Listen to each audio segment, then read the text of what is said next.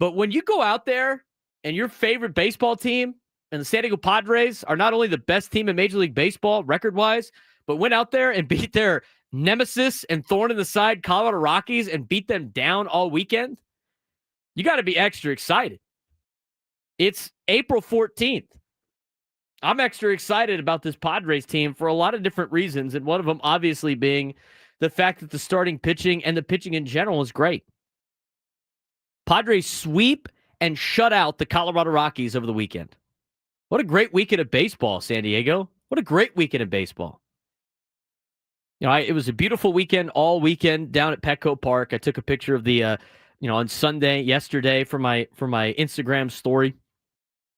The view from the backside of Petco of, the Hilton and Coronado and the beautiful San Diego Bay on a nice Sunday afternoon. And one of my friends, he messaged me. He's like, it's a great time to be a San Diego Padres fan. It is. It is a great time to be a San Diego Padres fan. It's not the best time, probably. I mean, obviously, I think we can think of better times to be a Padres fan, right? Thinking about, Peter's vision of a parade in San Diego one day. I think that would always be the peak as a Padres fan. But it's a good time to be a Padres fan right now. Team's playing really well. Despite some injuries, they're still hitting on every cylinder, firing on every cylinder. The starting pitching with a nice bounce back at home this weekend, which really started with Randy Vasquez on Wednesday in Sacramento. I said it. I said about Kyle Hart. Got to give him a chance. Guy went out there and pitched a one-hitter through 6. It started on Friday with Nick Pivetta mowing down the Colorado Rockies. Michael King yesterday pitched a complete game shutout. Bullpen was tremendous in the first 2 days. Didn't even need to use them yesterday, which is huge for this upcoming series against the Chicago Cubs. But overall, the starting pitching was fantastic. Padres offensively was good on Friday. They were good on Sunday. They were okay on Saturday. But with the pitching that the Padres have, they don't have to be elite every single time. They can have rough nights. I mean, Dollander did a really good job for the Rockies on Saturday. They had a little bit of a pitcher's duel. Every game was under 2 hours and 30 minutes. Some quick games this weekend against Colorado. So I think it's safe to say that the Padres, I wouldn't say no longer have to worry about the Rockies, but I feel like the whole Rockies curse, Charlie Blackmon curse, can't beat the Rockies, I think is behind the Padres now after sweeping them over the weekend and shutting them out for 3 straight days.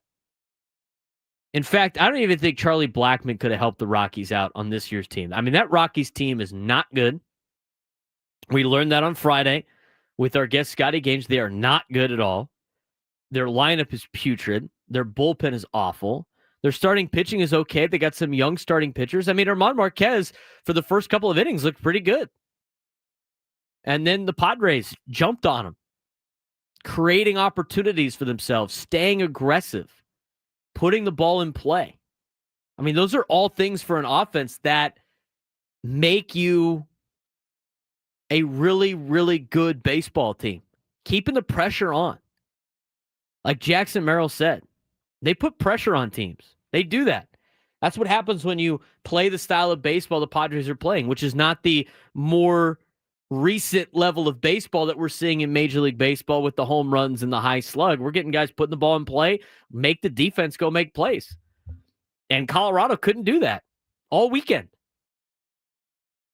I mean, Goodman behind the plate was a zoo almost the entire weekend. He had the catcher's interference. He threw the ball into center field. I mean, disaster. As we play in our sports thread, disaster. What a bad idea. That was Goodman all weekend behind the dish for the Rockies. They're bad. They're not going to be very good at all throughout the entire year. I mean, they're young players that expected to be really good, like a Michael Toglia. He's struggling. Our local products on the team are struggling. And so Colorado is just, they're not a very good team. And you know what good teams do? They beat up on bad teams. We talked about that on the roundtable on Thursday. The Dodgers and the Giants the last couple of years have had no problems with Colorado. San Diego, same thing over the weekend. There's so much to pull out of the series in terms of good news for San Diego. But as mentioned before, today is April 14th. Don't get in line for World Series tickets yet because you know the Padres are going to be, I mean, it's a long season. There's going to be some times where the Padres go through some slumps and go through a couple of bad streaks. That's going to naturally happen in baseball. But you got to keep firing on all cylinders while you have the opportunity, and no bigger opportunity than these 3 games against Chicago. We're going to get you a full breakdown of the Cubs series. This is the biggest series the Padres will play in the entire first month of April. It's probably the biggest series that you're going to play until you play Los Angeles coming up in June. Chicago is not a team that is battling for a wild card spot. This is a team that's going to win their division. This is a team that you might have to run into in either divisional series, maybe the first round of the wild card as a division champion, or you could potentially see them in the NLCS. I mean, this is a team that is got good starting pitching. Now, they lost Justin Steele for the year, so that's tough news for the Cubs. Good news for the Padres. Got to compete with them all year. So you're going to have to deal with that if you're the Cubs, but they're probably going to pick somebody up at the deadline. They got a good core group of players. They got a good lineup. They got a good mix of young players too. They're one of the best teams in Major League Baseball. This is a huge series for the Padres. We talk about it all the time when the Dodgers come to town, right? Or the Padres play the Dodgers, that early April series against LA, which we don't have this year. We play them twice in June. And then we have more of a break, and then we'll play them twice in August. And that's relatively it in the Padres-Dodgers series this year. This is kind of the level of importance is this series these next 3 days. I mean, if you're going to Petco Park the next 3 days, and you should be. We gave away tickets to tonight's game last week. Should be a full crowd tonight. And we've heard it multiple times. Yeah, thanks. Wow. This building is swaying. Earthquake alert. I've never gotten one of those on my phone before. 6.2. Jeez. Anybody else feel that? If you're driving around, probably not. The building swayed big time. Oh, I just got mine. Thanks. You know what? Is this a benefit for the Androids over the iPhones? Wow. Yes. I'm going to tell you right now, I don't feel earthquakes a lot. Like hardly ever. I think the only other time I felt an earthquake was actually in this building. And it was an earthquake. Padres were playing the Dodgers in LA, and you could see it on TV. And then all of a sudden we felt it like a couple minutes later, just swayed just enough. That thing was, I was wondering, I was like, is Adam getting a phone call right now? And then all of a sudden, bang, building moved. Well, my phone's also on silent. And yeah. It didn't care. It went off anyways. Wow. That was crazy. Wasn't expecting that too much. My dad's a structural engineer, so I've learned a lot about earthquakes and how everything's move and what the difference is and all that fun stuff. But wow. Okay. Well, that kind of threw off my train of thought there for a second. This series is so big that it's moving the earth in California. That's how big this series is between the Padres and the Cubs. Huge series. It is earth moving. That's how much of a big series this is between San Diego and Chicago. We talk about the Dodgers series all the time, and we always hype that up to be a big thing. This is a playoff series this weekend, or this week. As crazy as it sounds, this is a playoff series. Yeah, I've never had an earthquake alert on my phone or ear either. Phone's blowing up. Did you feel that? Yeah, did. Definitely did feel it. But anyway, we'll talk more about that coming up in a little bit. Padres and Cubs is a huge series coming up this week. If you're going down to Petco Park, and a lot of the players, that's where I was talking about before the earth moved. A lot of the players always talk about how much of an advantage is at Petco Park. Padres are 10-0 at Petco.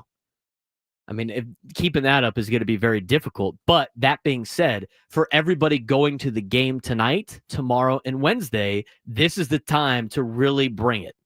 is this series against Chicago. This is where you bring it as a crowd. This is where you bring it as a fan. This is where you get all involved because these are 3 very important games early in the season for the San Diego Padres.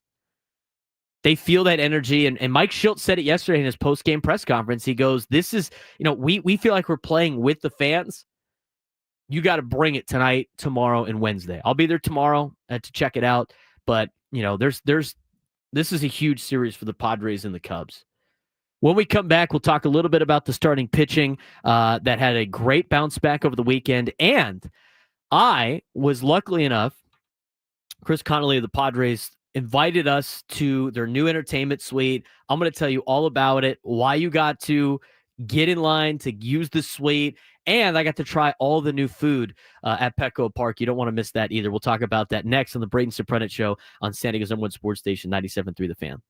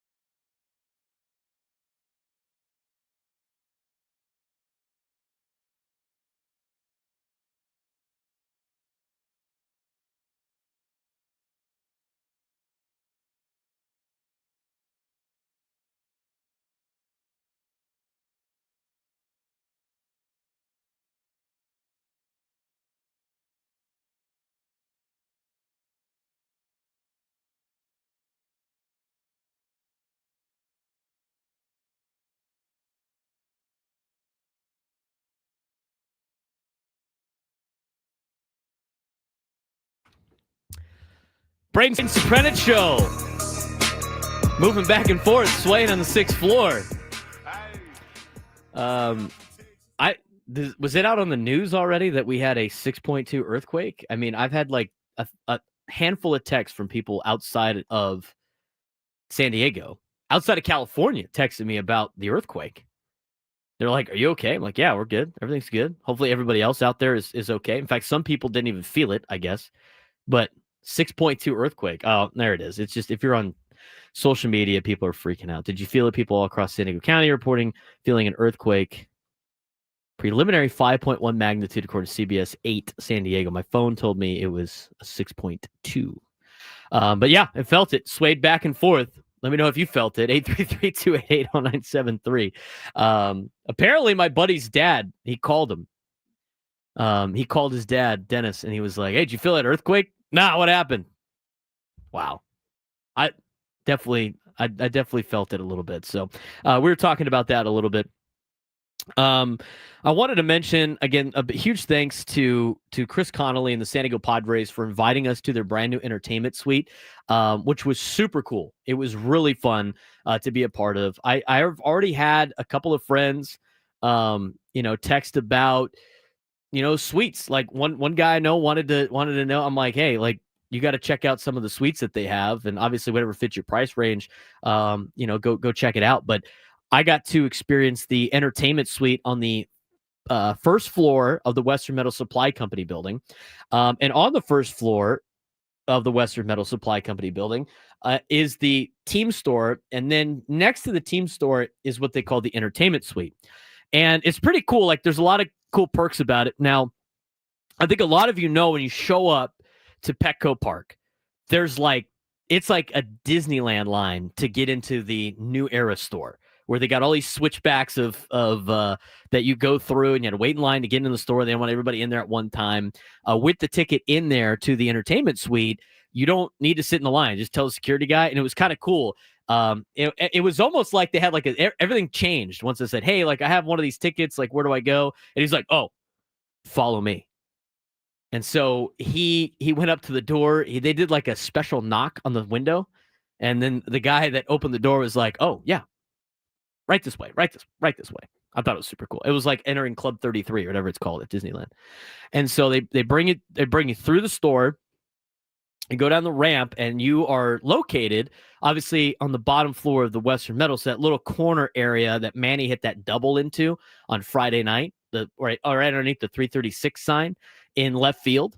And it's honestly a pretty cool vantage point of the game. I mean, I think I heard Ben say it earlier this morning. Didn't think it was going to be, a big like a great spot to watch a game. It's a great spot to watch a game, but in the kind of common area that you have in the suite, they had 4 PS4s in there with 4 separate TVs that if you wanted to, you could play MLB The Show while the game's going on outside. You could also have each screen on a different game. I mean, all 4 of our screens obviously were on the Padre game, and then they have like a stats screen that they put up there as well, which was super cool. PS5s. I don't play video games anymore, so I forgot. Yeah, it was 4 PS5s. My mistake.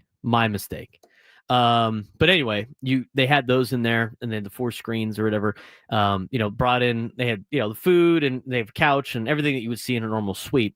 And then they brought in, their executive chef of Petco Park, who's been there for, 10 to 12 years. And we got to taste all of the local cuisine from the ballpark that was new this year. And I'm trying to, I posted on my story. I'm going to have videos of that posted on my Instagram at B_SURP later on this afternoon. If you want to go check it out. Again, follow me on social media at B_SURP, at BSURP, trying to provide a lot of Padres coverage for you guys and clips from our show as we go on. If you haven't followed me yet, go out there and do it. But I checked out, we tried they had the lobster roll, which I got to try out, which was super, super good. It's the Baja style on the lobster roll. They brought those out. They had some, little desserts as well. They had some fish tacos that were delightful, some ceviche. We tried the California Baja dog, which is basically their version of the TJ dog, which was amazing. And then they had all the different sliders that they had. They had one that kind of played on the California cheeseburger, which is like the special sauce from like, their own little like In-N-Out version of the burger. They had one on a pretzel bun with the beer cheese. They had a bacon one as well. Also delightful.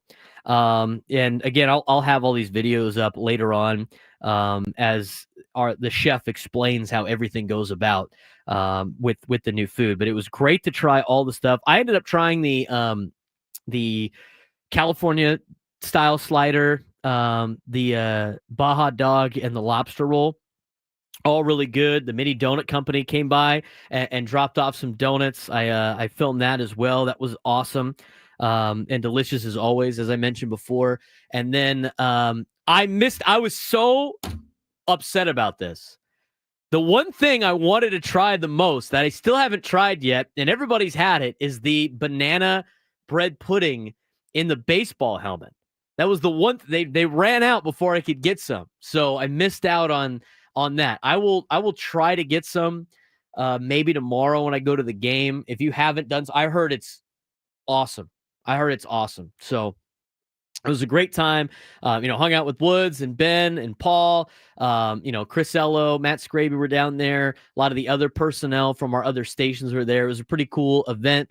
And the Padres took really good care of us. So a big appreciation for the Padres and giving us that opportunity. Like I said, if you guys have any opportunity, to go in on a suite with your friends or whatever, if you can afford, those upgrades, it's well worth it. Those are the only times. Those are like the only times that you don't want the game to go by fast. I mean, the game on Saturday was like 2 hours and 10 minutes, 2 hours and like 15 minutes. I mean, I want the game. I need a 4-hour game when I'm in a suite. That's how fun those are, right? And so it was like, I can't believe I looked up. It was like the 7th inning. That was like the fastest game of the weekend. I didn't get to see the Tatis bomb was great. Jay Hay hit a home run as well. I don't know if Adam and his wife saw that home run or not. I'm sure they did, maybe on TV. But it was a good night at the suite. Highly recommend it if you haven't done so already. Look into the suites. I didn't get to go upstairs yet. I want to check that out. Don and Mud broadcasted the game. I think a lot of you know that from watching on television. They broadcasted the game from the top of the Western Metal Supply Company building in the new loft. I still got to check out the new loft, but the upstairs is even cooler. And I told Chris Connolly, I've told a lot of you guys this as well. I think it's pretty cool that that building is a part. There's nothing like that in baseball. I mean, they have a building in left field that like is part of the ballpark, which is the coolest thing. And on top of that, I've told the story multiple. I mean, that's a place that my grandfather used to get building supplies at, as he went and built, a lot of the houses in Coronado. So it was a pretty fun experience, pretty great experience. Got to go to every game this weekend, and went working on Friday and Sunday. Got to go in the clubhouse a little bit. Sunday was great, and we're going to talk about the Masters in just a little bit. But Sunday, at the conclusion of the game, we were in the clubhouse, obviously doing the media availability, and the Masters was going on, the 18th hole, and before the playoff, and the guys were just glued to the television in the clubhouse. I mean, they were locked in. And when Rory missed the putt on 18 to force a playoff, Michael King goes, "When are they starting the playoff?" And Joe Musgrove had to tell, like, "Oh, maybe in a couple minutes or so, or something like that." And he was like, "All right, let's knock this interview out. We got to get locked back into the playoff at the Masters," which I thought was pretty cool. So, great times had by all. Padres sweep the Rockies. They shut out the Rockies over the weekend. Starting pitching was fantastic. Bullpen was great. We're going to talk more about the starting pitching when we come back. What I tell you about Kyle Hart, you got Kyle Hart pitching like that as your number 5. You're a playoff World Series caliber team. If you got Kyle Hart pitching like that, he had a huge bounce back. Let's see what the Padres starting staff does this week against the Cubs. But what the pitching staff is doing could almost put you in line for World Series tickets. We'll talk about that when we come back on the Braden Surprenant Show on San Diego's #1 sports station, 97.3 The Fan.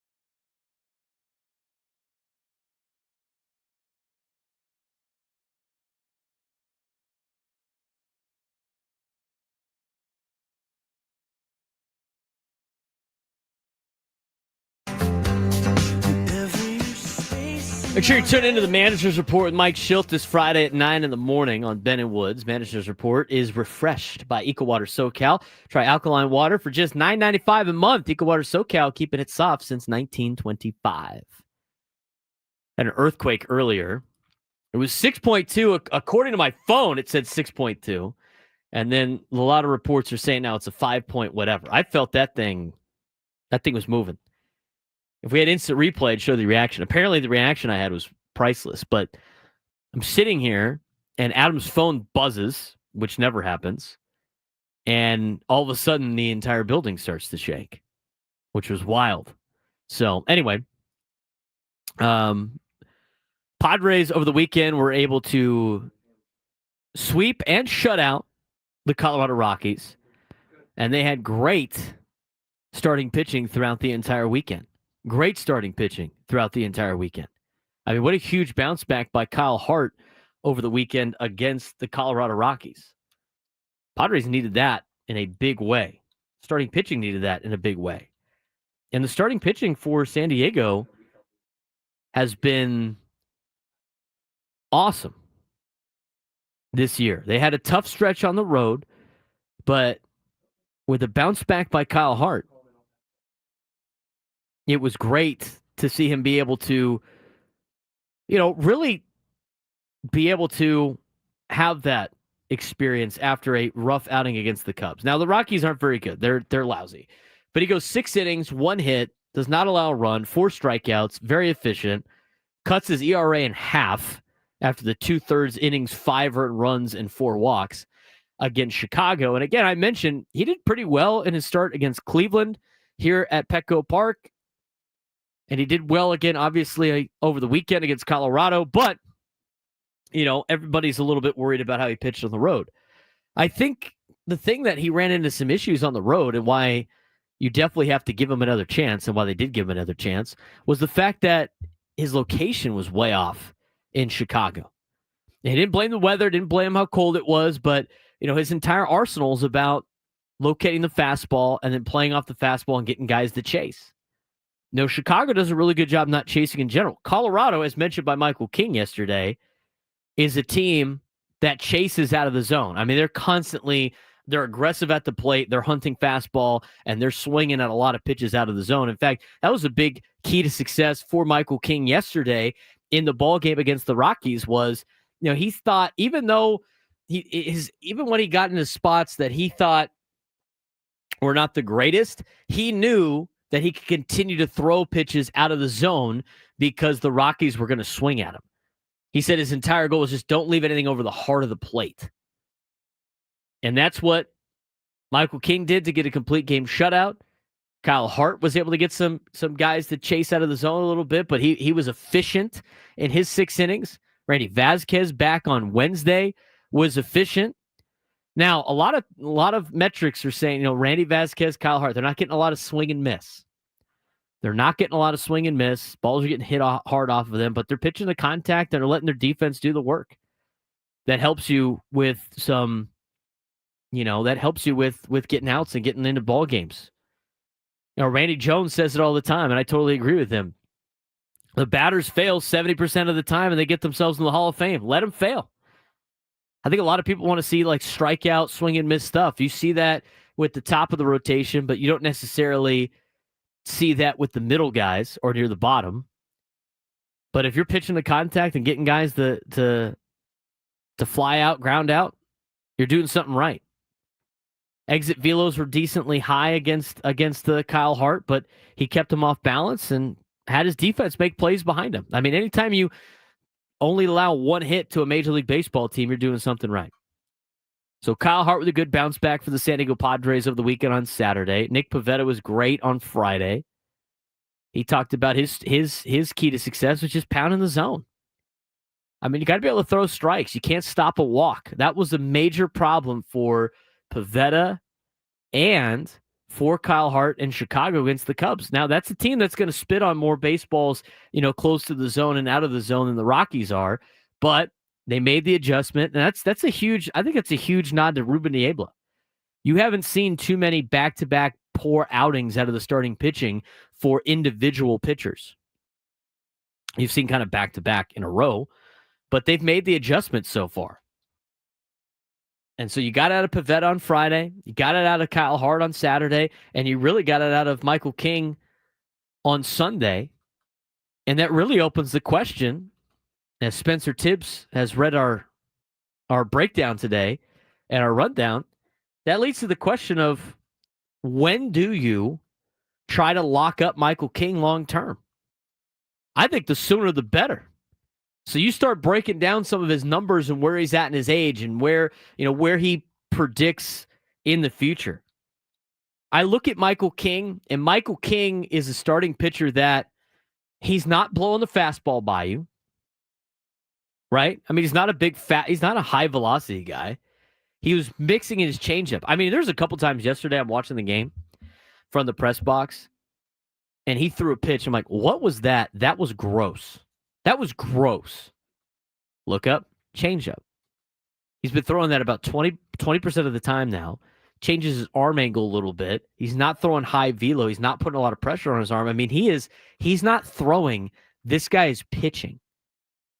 And there's a difference. And I think in this generation of baseball where you see a lot of throwers, a lot of rock throwers that are just trying to huck it as hard as they can because they got that big stuff and all the great stuff, you got guys like Michael King that are pitching. He's out there using his pitches. He's pounding the strike zone. He's getting some chase. He's got his sweepers nasty. Changeup, disgusting. Fastball plays at 94. That's all you really needed to play at. And so he's more poised, I think, to be a starting pitcher that stays healthy through his 30s. He's 29 years old right now. He's born in 95. We're the same age. He will turn 30 this year, and if you give him a contract, you're paying for his 30s. I think a good comp right now is Garrett Crochet, in a sense that same kind of situation where bullpen guy turned starter, recent starter, had a year of success as a starter. He got his contract extension. And he got 6 years, 175, if I'm not mistaken. If I look at the Boston Red Sox payroll, 6 years, 175. Let me double check. Garrett Crochet, 6 years, 170. Can opt out after 2030. He's getting 3.8 this year, 24.8, 28, 28, 28, and then he gets 30 in 2031. So a 6-year contract. Now, where Michael King doesn't have the same upside as Crochet, Crochet's 25, going to turn 26. Again, Michael King's 29, going on 30. Crochet is a different style of pitcher, too, than Michael King is. Crochet is a guy that's he's got to light you up with his fastball, and he's got that big strikeout numbers, and he's got that high energy stuff. I mean, he is one of those ace-type pitchers. Michael King can be at number one, but he's not an ace. I mean, your number one guys a lot, your ace level pitchers are ones that just throw some serious gas. Yeah, not the archetype. So does he project to be the Padres ace by the time his contract would theoretically be done? I don't think so. But what you do get out of Michael King is you definitely get a top 3 pitcher over the next 5, maybe 6 years. And you get that consistency and that camaraderie with the team that has already played out so well. So now you go to the question of what can you get Michael King for here in San Diego? Again, I think a good comp is Garrett Crochet at 6 years, 170. Does Michael King sign for 6 years, 160? Does he sign for 6 years, 150? Can you get him at 5 years, 160? I mean, these are kind of the ranges that I think you could potentially get with the San Diego Padres, in which he will sign and be with the Pods as long as you can. I mean, you look at maybe a guy like Glasnow. Now, Glasnow, he's kind of made of glass, but he's 5', 136. 27 a year. I think you could get Michael King for any range between 25 to 28, 29 a year. And the thing is you can give him that 6-year deal because, again, I think that he can survive the 6 years without having any major setback as a starting pitcher. I think you can get him for a 6-year contract at about 25 to 28. Because I think that builds the stability for him, and it builds the stability for the San Diego Padres. Like, you could do a 6-year 168 for Michael King, give him 28 a year. And what you could also do is you can mix it with what you have with Musgrove and mostly Darvish, right? Because Darvish is making 21 this year and then 16, 15, 15. You could go less for the first 3 years of the contract extension and then go more in the second half of the contract extension. But you have to look at who potentially says no to this deal. I mean, if you're Michael King, do you say no to 6 years, 168? Do you say no to 6 years, 160? I mean, you go 6 years, 160, it's about 26.6, 26.7. Michael King right now is making $4 million with a $15 million mutual option in 2026. It's still a major raise. Now, the question for Michael King is, when you sign a deal like that, he could probably get more somewhere else. But I don't know how much more he could possibly get. Again, he is going to turn into a 30-year-old. I mean, he's a 30-year-old pitcher. You're going to get him for like 5 or 6 years. And so for your Michael King, if you're Michael King, you stay with the organization that you're in. You don't have to move. Remember, this is a guy that was traded right before he ended up getting married when he was with the Yankees. That's a major change for a family. Now, if he's trying to build a family and saying he doesn't want to worry about moving, that's a major plus. Here's the other thing, too. If you're Michael King, you know you're going to be part of an organization that wants to win, that is going to spend money to win. You look around at some of the young talent around you. I mean, if you go and give him a 6-year deal, I mean, he's going to be under contract with everybody else till 2031. That's part of this core. And they're under contract longer to 33 and 34. But you know you're going to be with Jackson Merrill your entire career. You're going to know you're going to have Manny. You're going to know you're going to have Fernando. You're going to have the majority of the starting pitching staff for the Padres. You're going to have Cronenworth for all but 1 year. I mean, you're going to have a core set of guys mixed around you in an organization that is willing to spend money, in an organization that has a couple of players coming up that are expected to be really good players in Ethan Salas and Leo DeVries. It makes a lot of sense.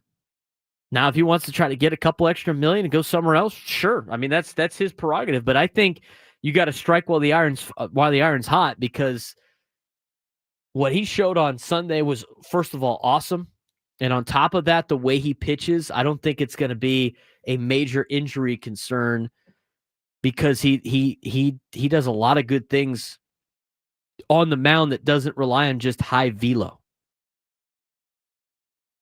And we've seen contract extensions be given out during the season. In fact, the Padres have done that a couple of times now.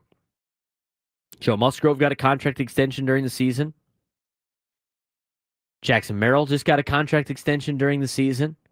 Crochet got a contract extension during the season. Guys like, they just had the Vlad Guerrero Jr. press conference. He got major money in a contract extension during the season. Guys are not afraid to do that. So you look at Michael King and where he's at in his career and transitioning to a starter. I think the other thing, he works well with Ruben Niebla. And I think Ruben Niebla deserves a big round of applause for what the starting staff has been able to do every time that they bounce back from a bad outing. Michael King did okay on Monday of last week. I thought he did a pretty good job. He probably pitched way better than what the results were. His stuff was nasty on Monday. And so far, he's had a good start to the season. He's 3-0 with a 2.42 ERA in the 4 games started, and he really sets the tone of that rotation. Now the task really comes to Dylan Cease and Dylan Cease tonight. Since Dylan Cease decided to shave, I decided to grow out the Dylan Cease look. So I got a little mustache, 5 o'clock shadow, like Daniel Day-Lewis and There Will Be Blood. That's kind of the look I have right now. But we'll see what Dylan Cease can do tonight against the Chicago Cubs. I mentioned it before. I'm going to continue mentioning it. Before we were rudely interrupted by Mother Nature with the earthquake, and hopefully everybody's okay out there. Had a little bit of swaying in here. But Dylan Cease, against the team that drafted him, the Chicago Cubs, before he made his career at the beginning part of his career with the Chicago White Sox, coming off of his worst start ever in his career, is going against the Chicago Cubs team tonight that hung 16 runs on the Dodgers on Saturday, beat the Dodgers 2 out of 3 over the weekend, already beat the Padres 2 out of 3 in Chicago, and is looking like a very formidable foe for the Padres coming up later on in the season. They're a good baseball team. This is a huge, huge series for the San Diego Padres. These next 3 days against the Chicago Cubs, starting tonight, they have the giveaway for the Aloha shirt that they're giving away to the first 40,000 fans. But this is a huge series tonight for the Pods. Huge series. Starting tonight, I should say. Huge series. You got to bring your A game if you're going down to the ballpark tonight, tomorrow, and Wednesday afternoon. You have to bring your A game because this is playoff level. This is going to be a playoff level series. I don't like overhyping series too much. And again, we're going to give a full breakdown of the Cubs later on in the show. And I think it's interesting that, to even have the conversation about this being a much-needed series for a team like the San Diego Padres when it's April 14th and you have the best record in baseball. The Padres have the best record in baseball. They got 13 wins. They're 13-3. They got a 1.5 game lead on the Giants, who took 2 out of 3 from the Yankees. 2.5 game lead on the Dodgers. Again, really early in the season. But against the Cubs at 11-7, man, this is a big series for the Padres. It's huge. Now, am I going to say that in the clubhouse with around the team? No, it's just another game for them. But from a fan's perspective, got to be locked in from the get-go. Got to be locked in from the get-go against the Cubs. Because they played the Padres well. They took 2 out of 3 from San Diego, took 2 out of 3 from the Dodgers in their series. They'll play them again later, as they already played 2 games against them in Japan. But the Cubs have played some pretty good competition this year. Played the Padres, the Dodgers, they played the Rangers already, and they got a really good record with the Padres, 10-0 at home, 13-3 on the year, and against teams below 500, above 500, only 4-2, I think, of the last time I checked. So it's a good tester for the Padres, good measuring stick for San Diego to see what they got against the team that I think is going to be a challenge for them in the postseason. They're going to have to deal with this team again in the postseason. 833-288-0973, 833-288-0973. Let me know what you think about the Padres over the weekend. How we feeling, Padres fans, at 13-3? How we feeling going into this next week? How big of a series is it against the Chicago Cubs? Am I out of line? I think this is a huge series for San Diego starting today. Keep saying weekend. It's the week. They play on Monday, Tuesday, Wednesday. I was thrown off by the earthquake, all right? Already called the PlayStations in the entertainment suite PS4s. They were PS5s. Come on, man. I got to lock in a little bit. I got to lock in. I got to reassess after the next break. Speaking of the next break, we'll talk a little bit about the Masters. We'll dive into the Nico Amaliva, even though that's not his name, but Iamaleava situation, what this does for college football. Padres have an interesting conversation about what happens in center field. I mean, we talked about starting pitching a little bit, but Lockridge left the game early yesterday with a hamstring injury. Tyler Wade came in. There's not a lot of players that have experience playing center field left on the Padres. Are they going to make a roster move today? I mean, if they're going to play it safe with Lockridge like they did with Jackson Merrill, put him on the IL, we're going to bring somebody up. There's a lot of good players so far in the minor leagues that are helping out in AAA, but I wouldn't really consider a lot of those guys center fielders. You're going to put Eggy Rosario in center field. He just kind of started doing that. Jason Hayward is not, he's got some experience playing center field, but he's a player that hasn't done that in a long time. Is it time to see Fernando in center field?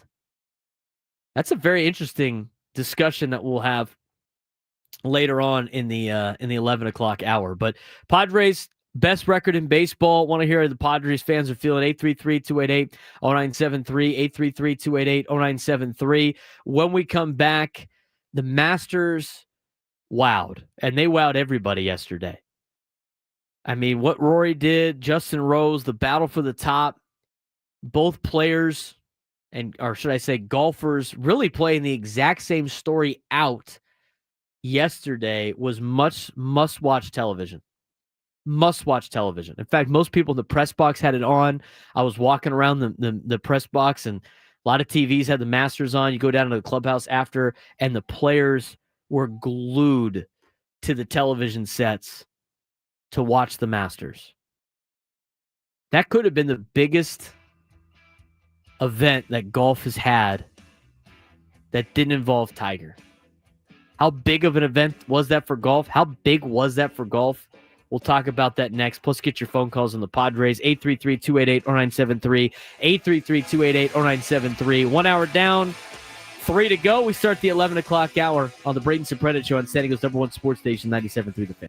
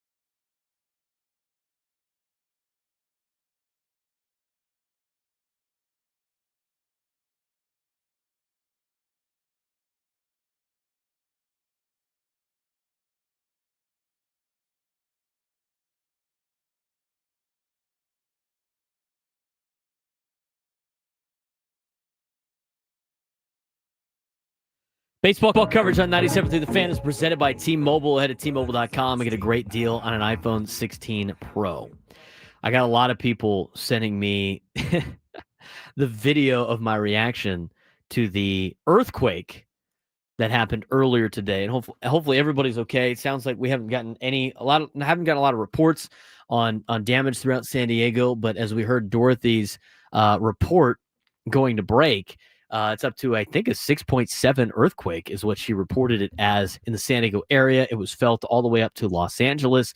Saw a lot of people on social media reacting to it. I've gotten texts from friends from outside the California area asking what happened, but it was crazy. It was pretty. I was not, obviously, they're very unexpected, but definitely got me a little bit. And some people are sending me the reaction. I'm going to post that on social media later on today when I have time. But it was pretty nuts.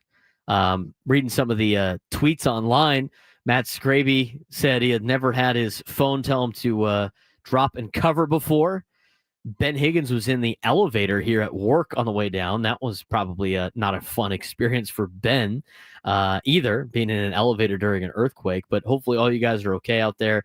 Obviously, pretty crazy.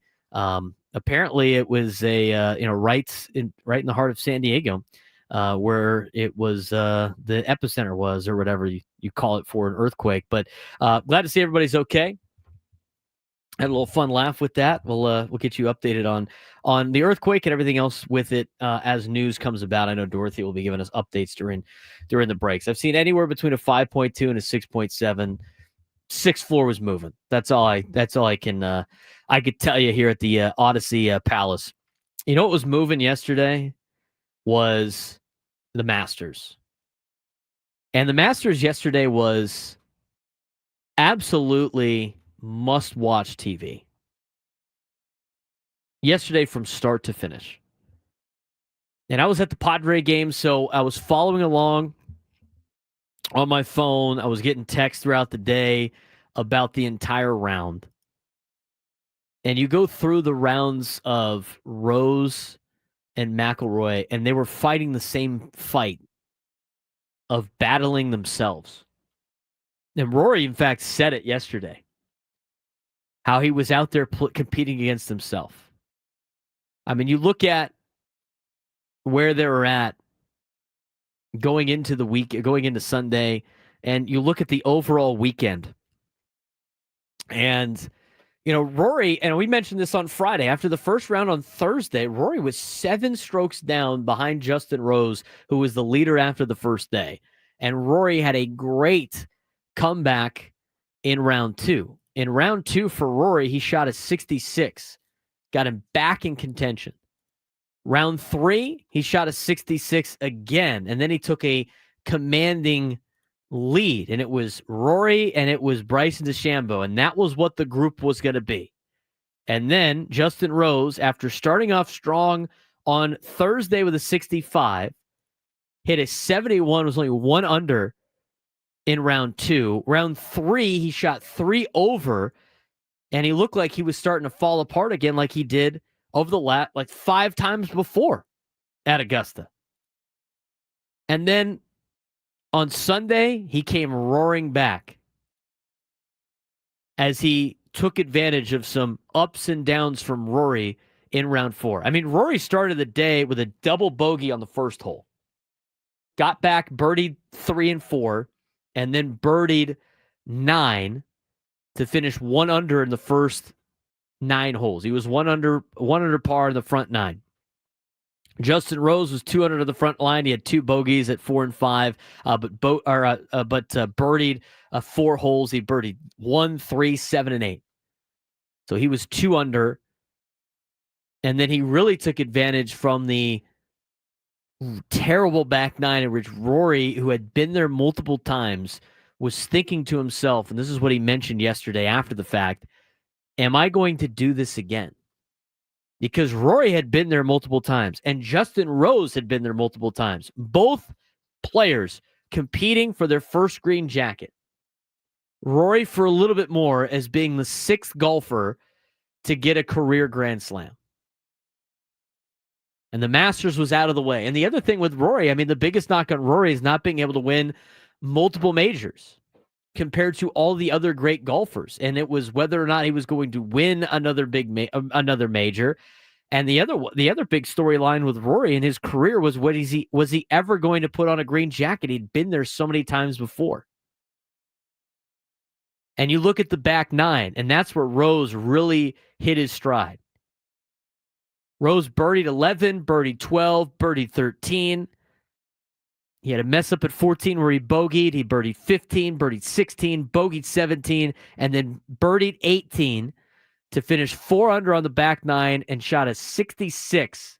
It was 6 under on the day to put himself at 11 under for the tournament and put the pressure back on Rory. Rory, who was a couple of groups behind him in the back nine, really struggled. It was a roller coaster of a ride. He got the birdie on 10, thinking he won the Masters. Bogeyed 11, back to where he was. Pars 12, double bogeys 13, then bogeys 14, and you're thinking Rory is in a jam. He then goes back up on the roller coaster on the high. He birdies 15, pars 16, birdies 17, and on 18 had an opportunity to seal the deal because all he had to do on 18 was par 18, and he was going to win by a stroke over Justin Rose. He would finish with a 12 under if he were to par 18. He misses the putt for par. At that point in time, I'm in the clubhouse waiting for media availability with the Padres are glued to the television. Jason Hayward, Jake Cronenworth, Joe Musgrove are all on the couch. They're glued to the TV. Pavetta is watching at his locker. Michael King is trying to get dressed and watching at the same time.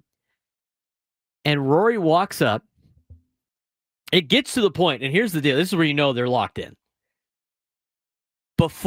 As Rory approaches the green for what could be a Masters winning putt to par 18 and finally get his first career Grand Slam, to finally wear a green jacket for the first time after being there so many times before.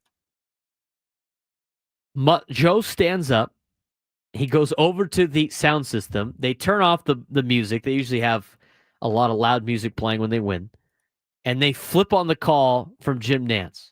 I mean, they are locked in to this final hole at Augusta. You can hear a pin drop in the clubhouse when Rory walks up to potentially win the tournament. And he misses the putt. Immediate just outroar from the Padres players of just really feeling for Rory McIlroy in that situation. I mean, you had athletes watching another professional athlete in a major event, and they were just feeling for Rory. And I don't know who they're rooting for. I don't know if they were, what the ins and outs were in terms of their fandom of golf, but it was compelling television. It was must-watch TV. So Rory misses the putt. Justin Rose is practicing. And now they go to a playoff. And the last time there was a playoff, Justin Rose was actually in the playoff. And he lost that playoff by a stroke on the first hole of the playoff on 18. And so now you've had Rory that has been there so many times, couldn't get the job done, competing against Justin Rose, who has had commanding leads in the Masters multiple times and has also never gotten to put on the green jacket. And the last time that there was a playoff, it was Justin Rose. So you had the storylines down and everything was going around Rory.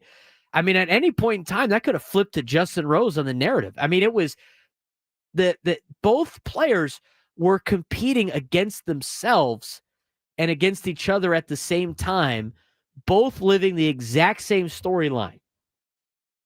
Rory ends up beating Justin by 1 stroke on 18 as he played the hole a second time, right, for the playoff. And the broadcast was great. You had, as soon as Rory made the putt and they said he won. You had about 7 minutes of Nat Sound really enjoying and being able to watch Rory get weight lifted off his shoulders. What a story for both golfers. I mean, another defeat for Justin Rose. Obviously, it's eluded him again after a great start at Augusta. He's got to sit on that one for a long time. Rory with the win has now put himself into a category with 5 other golfers as somebody to win a Grand Slam. I mean, the Masters was the last tournament he had to win. What a compelling Masters Sunday that was. I mean, you had, and I'm sure that wasn't just the professional athletes in the clubhouse of the San Diego Padres. I mean, Adam told me the story this morning driving in about him and his kids were glued to the TV. He's got younger children that don't. I mean, younger children don't watch golf. They couldn't get their eyes off of the television. And so you look at a sport like golf and everything that has happened with golf, right? You have the Live Tour going on. You have the PGA Tour. You have separated the major players into 2 different leagues. You have Tiger on his way out, trying to hang on, but continually having injuries and other issues. And the big thing for golf has always been Tiger. It's been Tiger. It's been Tiger. It's been Tiger. This is the first time that you had a major event like golf not circled around Tiger Woods. I mean, sure, you've had some other rise. I mean, you had Phil winning a couple years ago at the PGA Championship or the U.S. Open. I can't remember off the top of my head. I remember, but he had that big win. But it's not the same as when Tiger's in it, and you could totally tell when a tournament has Tiger involved because it's just must-watch television. Well, yesterday was the first time, I think, that golf has been able to advance and not have Tiger be involved with it. I think golf is doing a lot of great things to make it compelling and to make people interested. I think Full Swing on Netflix is added to that. But what Rory was able to do yesterday and the story about him at the Masters was legendary. Now, he's a guy that's been the Captain America of the PGA Tour. He's been, the guy that's been loyal to the PGA Tour. They can't pay me enough money to go to Live. Now, that being said, he's always been near the top, so he was making good money anyway. It's a lot easier for him to do that than I think it is for other golfers. I think that context is very key before you crown him this like moral superiority. But that being said, it was a really good story for Rory yesterday against Justin Rose. And we could have been talking about Justin Rose today, how he finally got it done. But what a great story for golf. What a great story for sports. And I think that helps play with golf for future generations. I think people are more interested. I think you're getting a new swing of things where it's not just Tiger. Not to say that's a bad thing, that you needed somebody besides Tiger, but couldn't take your eyes away from the television. From one great sports story to a lousy sports story. College football is a circus, and it got even more of a circus over the weekend with the situation in Knoxville, Tennessee. We'll talk about that when we come back. Plus, what do the Padres do in center field moving forward? Other roster ideas in the 11:30 spot, and we'll get to your phone calls, 833-288-0973, 833-288-0973. 0973. Raphael, we got to take a quick break. When we come back, we'll get to you, man, on the Braden Surprenant Show on San Diego's #1 sports station, 97.3 The Fan.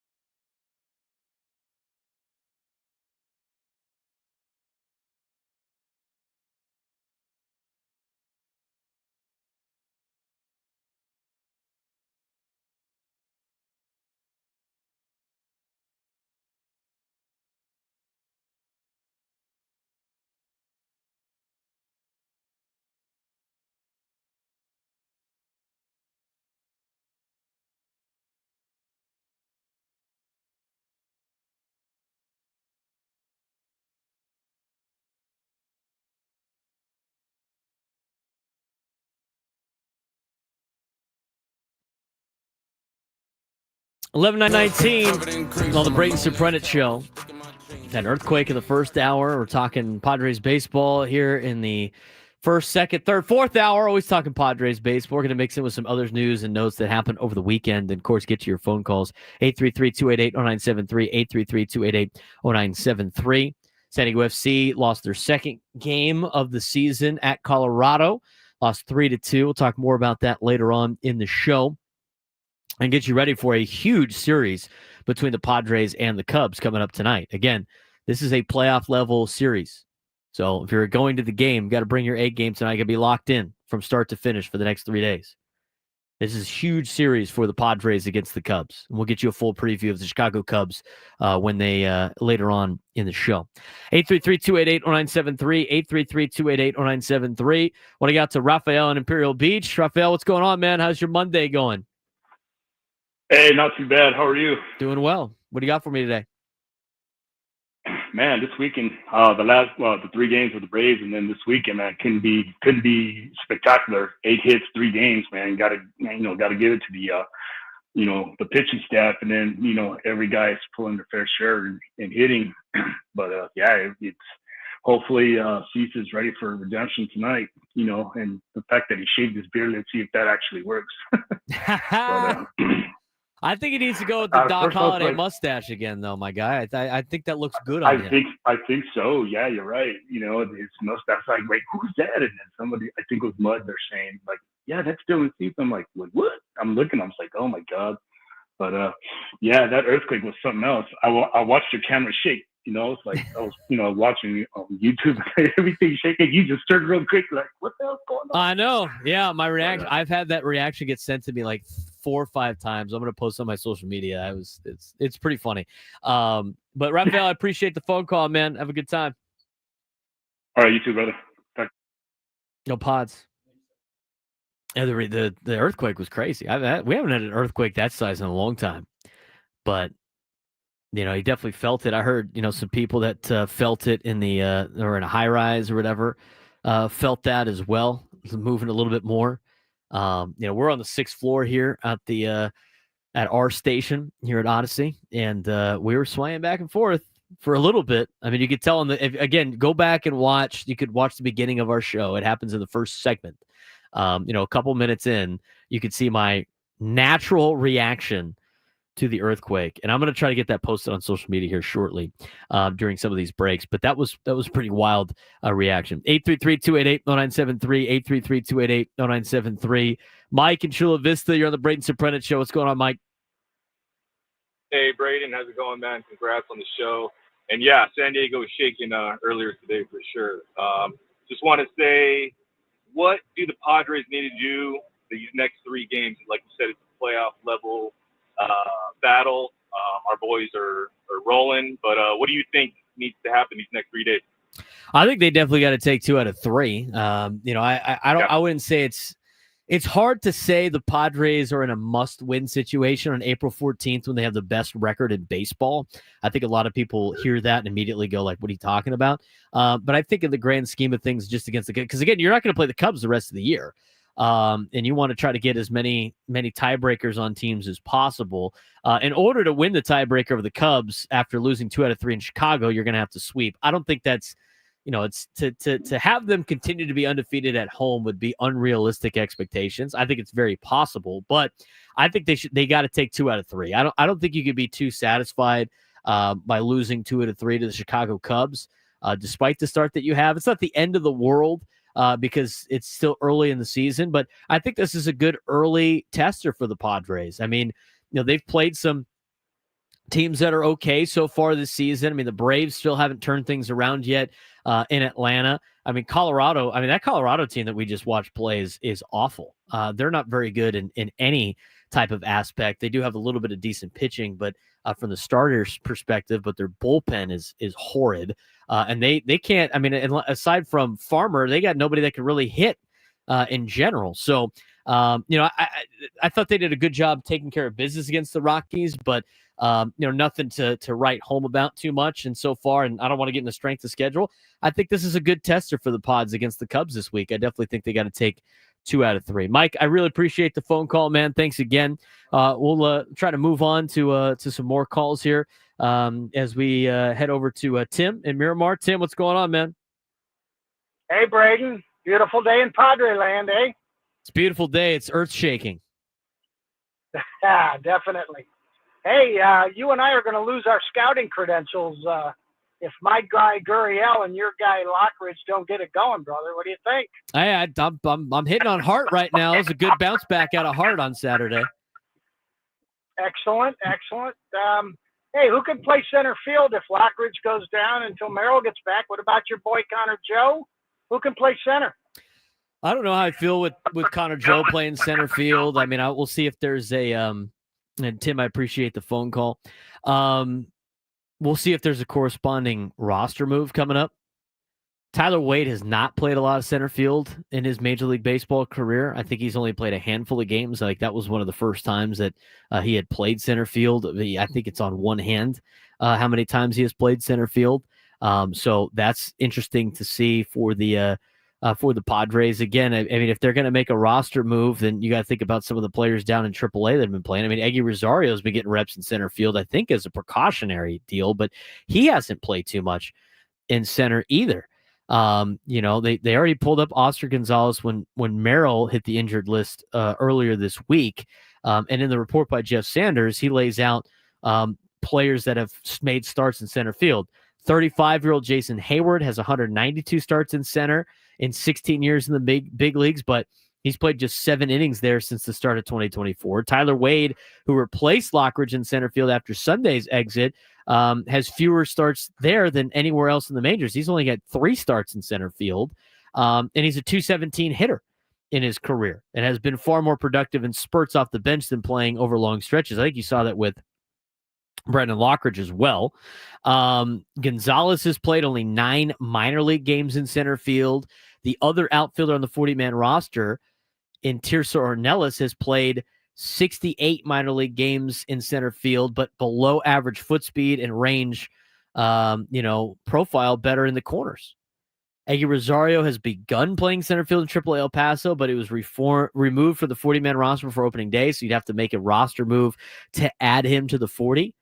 I mean, that doesn't give you a lot of options for starting in center tonight. I think a lot of people have said they might like Fernando in center, worried about him potentially getting hurt. I mean, right now, center field's a buzzsaw for the Padres. They've had 2 guys play center field, and both have gotten knocked out due to hamstring injuries here early on in the season. You obviously don't want to lose. You don't want to lose Tatis to a long period of time, but I feel like the only answer right now is to put Fernando out there for a little bit. And again, it's not a permanent move.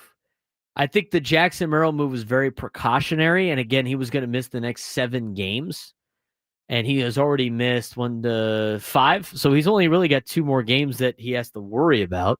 The Padres have to worry about. He should be up soon, in terms of being activated from the injured list. So for a small amount of time, I think you can have Fernando play center and you bring up a Tirso Ornelas or you bring up, a Connor Joe, 2 guys that are on the 40-man roster, and you have them play in the corners and kind of reshuffle your outfield. I know you don't want to move Fernando from right too much. I don't know how many more options you potentially have. I think today's lineup against the Cubs is going to be fascinating, and we'll talk more about that in a little bit. 833-288-0973, 833-288-0973. College football is a major shakeup over the weekend. We'll talk about that. We will also dive into a little bit more about the center field situation for the Padres on the Braden Surprenant Show on San Diego's #1 sports station, 97.3 The Fan.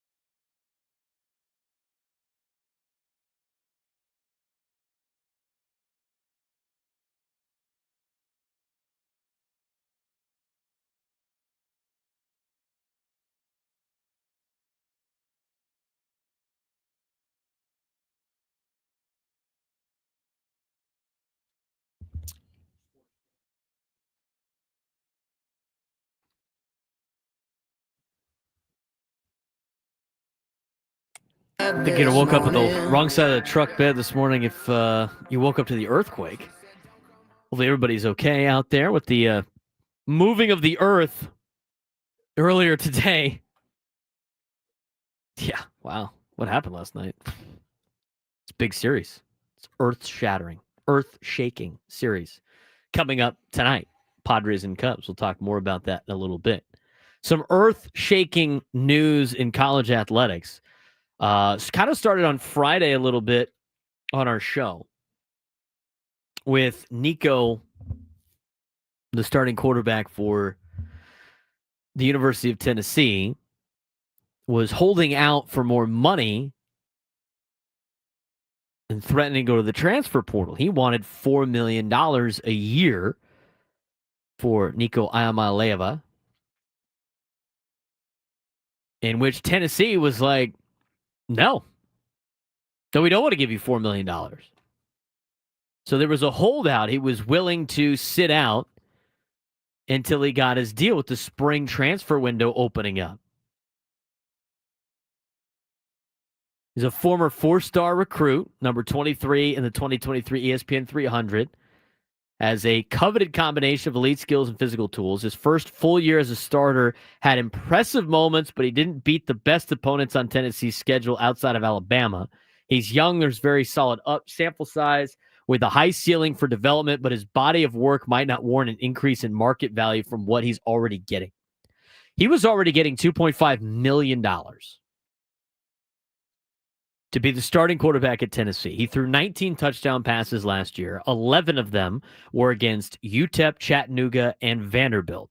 He only threw 9 touchdown passes against SEC opponents. 4 of them came against Vanderbilt in the final game of the season.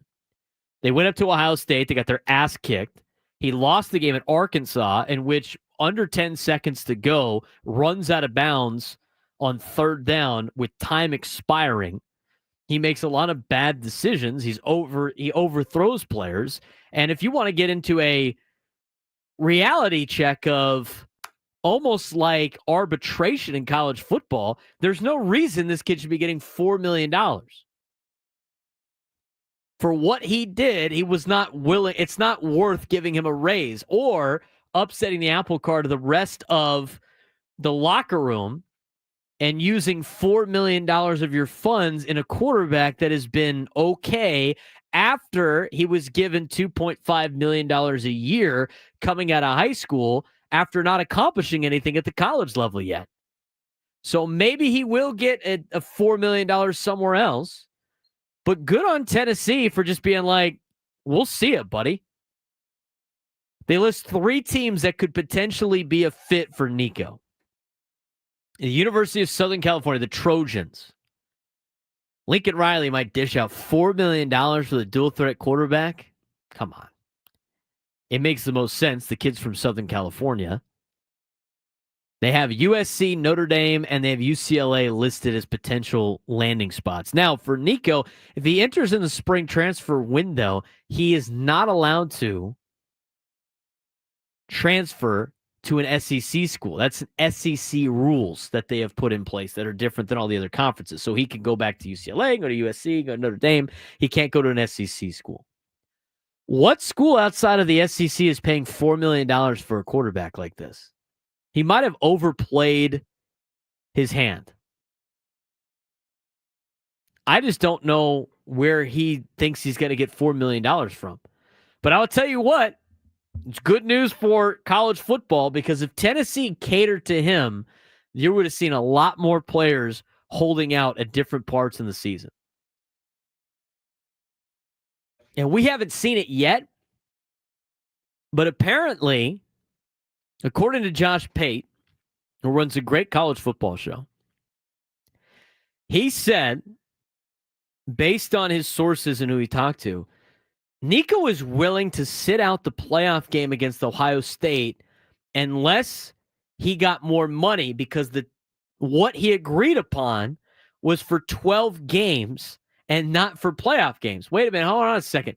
I thought this for name, image, and likeness. This is supposed to be for like signing autographs and promoting the local dealership in Knoxville, not playing football games. He was willing to sit out the playoff game against Ohio State. And Josh Pate went on to say it wasn't just Nico, it was other players throughout college football. I'm sorry.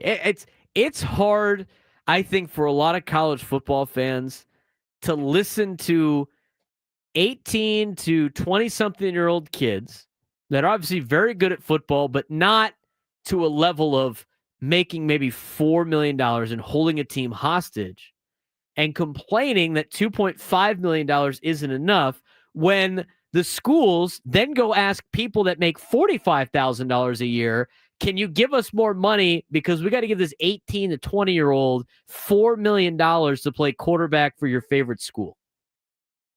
That's where the problem lies. There's no rules. You're constantly asking your fans for more money. The school doesn't pay for them, and we'll see what the revenue sharing, where it plays out. It's an unsustainable product right now in college football. It's unsustainable.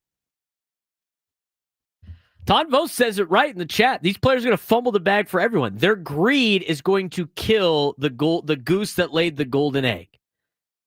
This is why, not to get too religious on people, but the whole the 7 deadly sins. This is why greed is a 7 deadly sin. It's only going to end poorly for the entities involved. And it's not just the players. I mean, the schools and the powers to be that are like these fat checks from television companies are only getting the fat checks from television companies because people are willing to watch. As soon as people slowly stop watching college football, and I've seen a lot of you in the chat go like, I don't watch college sports because this is getting out of hand. This is ridiculous, sick thing to watch. As soon as you start losing people, TV is not going to give you as big of a contract, which means you're not making as much money, which means all of a sudden you're going to plateau and start to go down the drain. It's the reason why college football is one of the places that's making a lot of money right now. It's popular to watch. Major League Baseball, the NFL, NBA, as soon as these leagues start to fall off and they're not as popular watching in terms of eyeballs, you're not going to get the same amount of money back in. And a lot of people, I think, just think it's always been like this and it will always be like this. This hasn't always been the case. Look at Major League Soccer. I mean, Major League Soccer could probably be the best soccer league in the world if they spent the money to buy the best players. They can't do that because it's not a highly watched product. Same thing with the WNBA. WNBA players complain all the time they're not making nearly as much as the NBA players are. It's based on how much you're getting in terms of viewership and how much someone is willing to pay to watch you play, which means how much are TV companies willing to pay to broadcast your game because it's must-watch television. It's all based on how good, how entertaining your product is.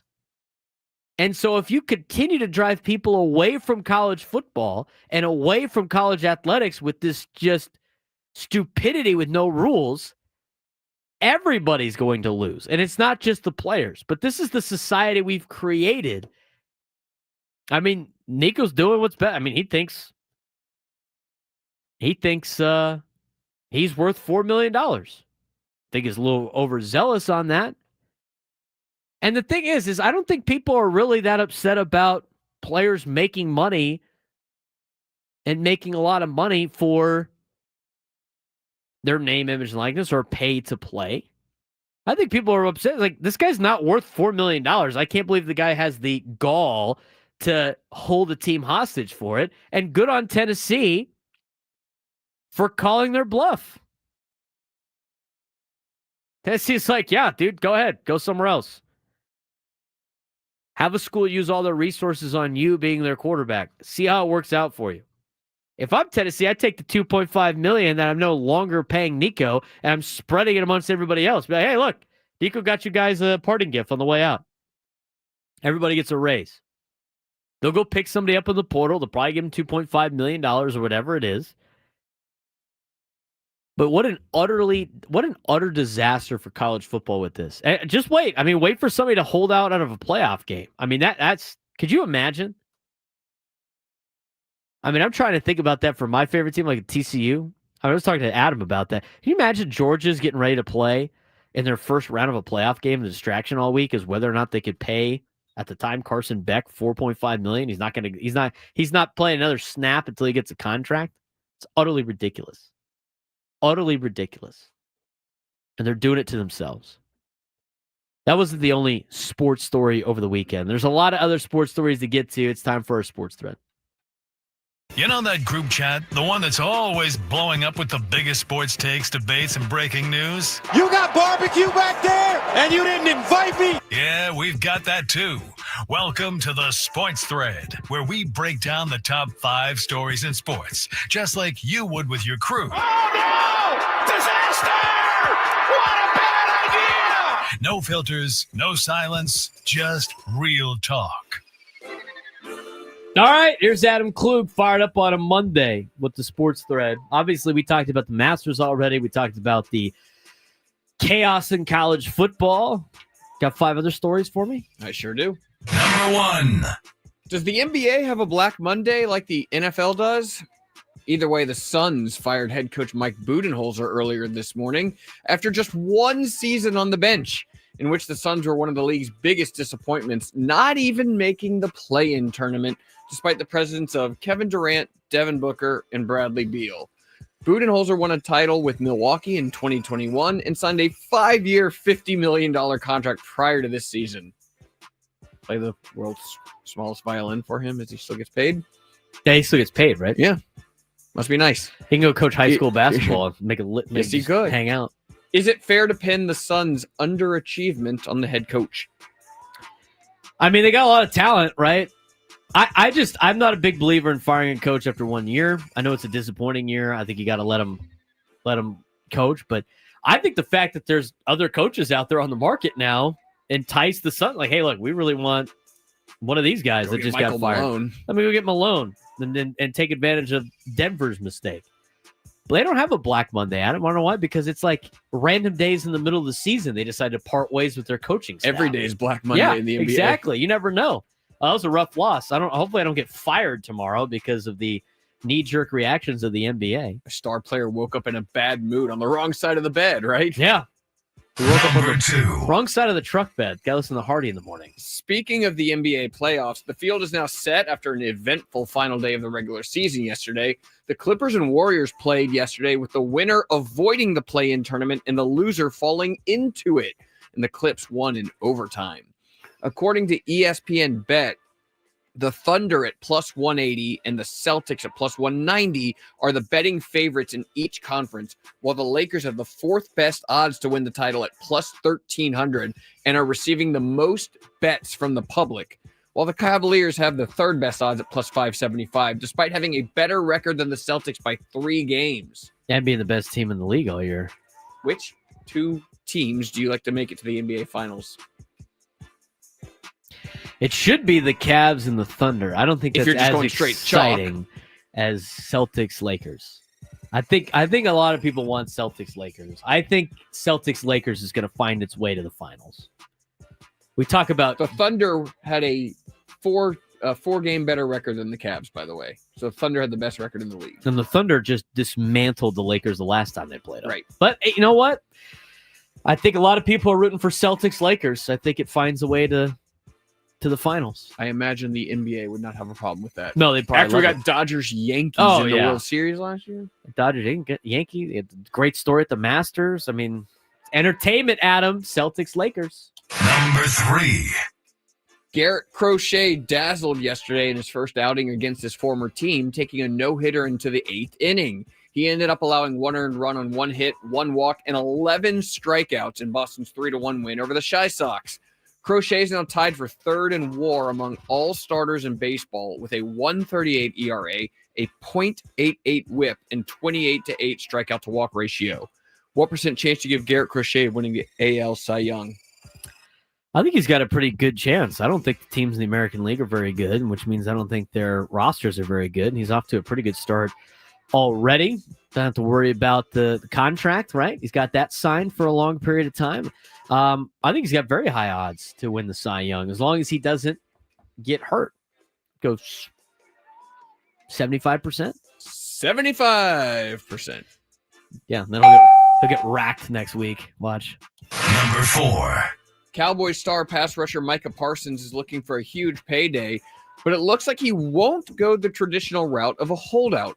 Parsons was in attendance today at the team's first day of voluntary workouts. Is this the best strategy for Parsons to get the Cowboys to pony up?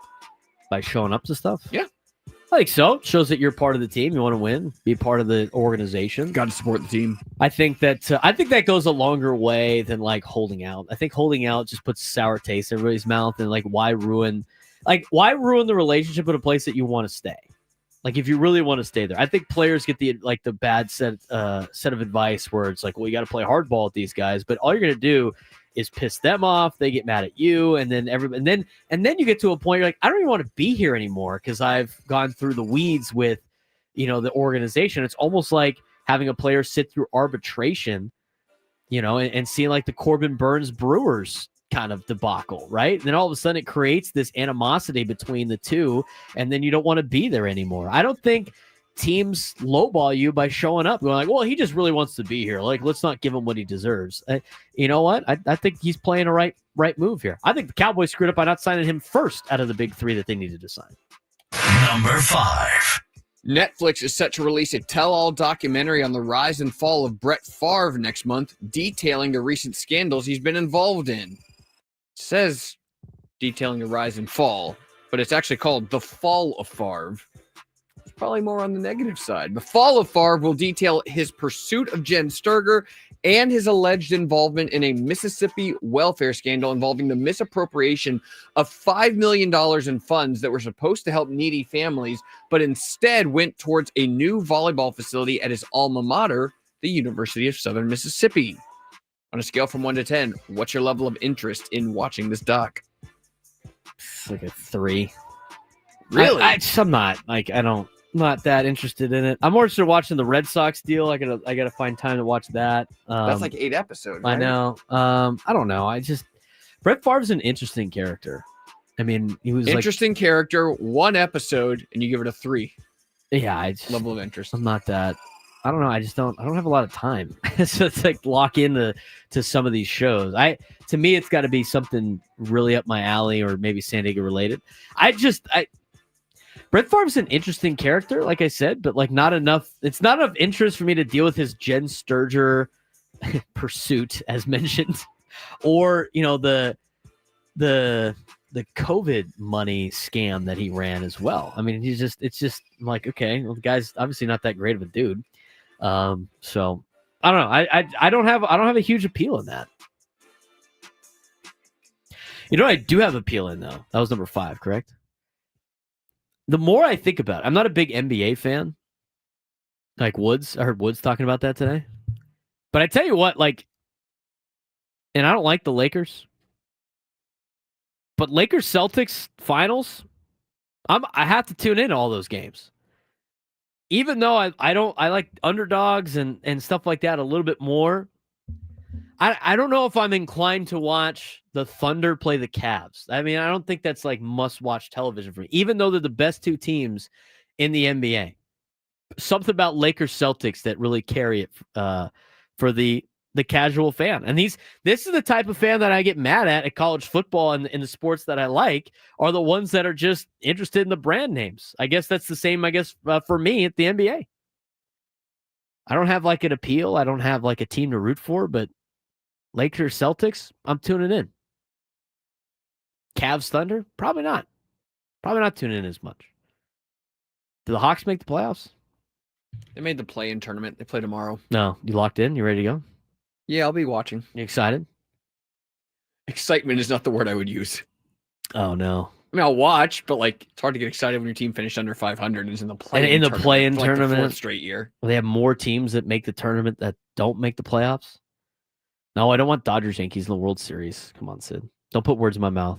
Like I said, in sports that I do like, I get angry at those fans. But sports, I'm not into the NBA. But I'll watch Lakers Celtics. College basketball, I don't want to see Kentucky play. You must have been crushed when Duke lost in the NCAA tournament, when Bama didn't make the college football playoff. Nope. In sports that I like, I don't want those teams anywhere near it. I want even playing field parity. In the NBA, I don't watch this. I just like, all right, Lakers Celtics, got to tune in. Got to tune in. 833-288-0973, 833-288-0973. We're going to start to transition from having the recap of the weekend games into what to expect with the Cubs series coming up this week.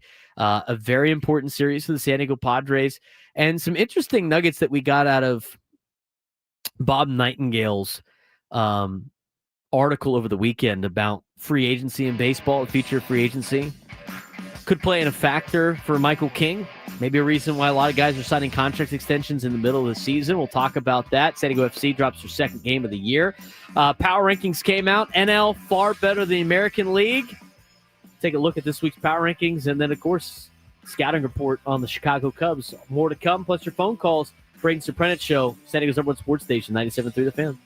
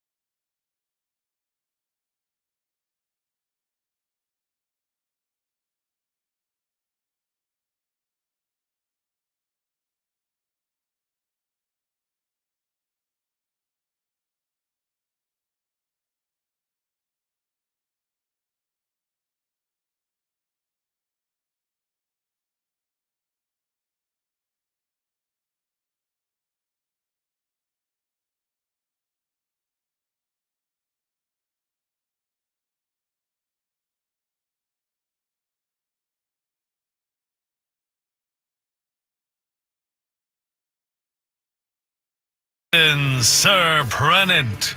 What's up, San Diego? Noon lunchtime hour here on 97.3 The Fan.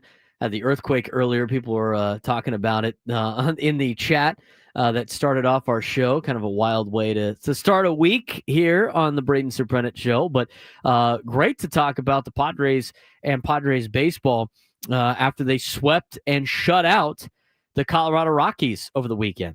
3 straight games for the Padres. They were able to take care of business. They won 8-0 on Friday, 2-0 on Saturday, and then another 5-0 shellacking yesterday as they completely dismantled Colorado all weekend long and have now improved to 13-3 on the season. And at 13-3, they are in first place in all of Major League Baseball. Best record in Major League Baseball. Couldn't ask for a better start. I've said that so far almost every single day on the show. A great start for a great team. Perfect 10-0 at home this season. And they are the last team undefeated at home in 2025. The Dodgers were the other team that were undefeated at home in 2025. And it was the Chicago Cubs that knocked them off twice this weekend at Chavez Ravine to put them at 7-2 on the year. Dodgers have a 0-run differential, by the way, which is crazy to me. They have scored 74 runs. They have given up 74 runs. Cubs beat them down on Saturday. They won 16-0. And with that, the Cubs have the largest run differential at 43 runs, plus 43. They have scored 116 runs this year, which is by far the most out of any team in Major League Baseball. 116 runs scored. They're a high-powered offense that is going to be going against the great pitching staff of the San Diego Padres, both starters and bullpen. So it should be a great series this week, Monday through Wednesday. We were going to keep you updated on everything going on with that series. Again, I've talked about it. We'll talk about it again on the 1 o'clock hour. It is the biggest series of the season so far for the Padres. Playoff-level type series tonight against Chicago. If you want to join the show today, 833-288-0973, 833-288-0973. This hour on 97 through the Fan is brought to you by Robert Half. At Robert Half, we found that 67% of companies want to increase contract talent. That's why our recruiters' expertise and award-winning AI work quickly to find the skilled candidates you want. Robert Half, we know talent. Visit roberthalf.com/talent today. If you haven't done so already, give us a like on the YouTube page. It really helps us out. We really appreciate that. We got a lot of you on YouTube today. Again, be sure to give us a like. We've got 35 likes. It takes you about 2 seconds to do. It really helps us out. Also, be sure to follow me on social media at B_SURP, at BSURP, on X, on Instagram, and on TikTok. I will have my live reaction to the earthquake posted on that shortly. Just cut up the video, just trying to post it now as the show continues. So be sure to follow me on those particular platforms. Get yourself a lot of Padres content, a lot of San Diego content as well. Plus stuff that you missed on our shows that we repurpose on the brain on social media. So we really appreciate that as well. But we got to dive into a little bit of this Padres Cubs series in just a little bit. But first, let's get back to your phone calls. Juan in Oceanside wants to weigh in. Juan, what's going on, man? Hey, Braden, how you doing? Doing well. How you doing? I'm doing well, especially right now as a Padres fan. One of the things that I think is kind of like important for a lot of Padres fans to do is just kind of pinch themselves, because a lot of us have been there for the real bad times, and it's one of those things, like the old saying goes, you have to be there for the bad times to enjoy the good times. Yeah, absolutely. I mean, that's definitely something that, if you're a Padres fan, you have to. I think it's honestly, a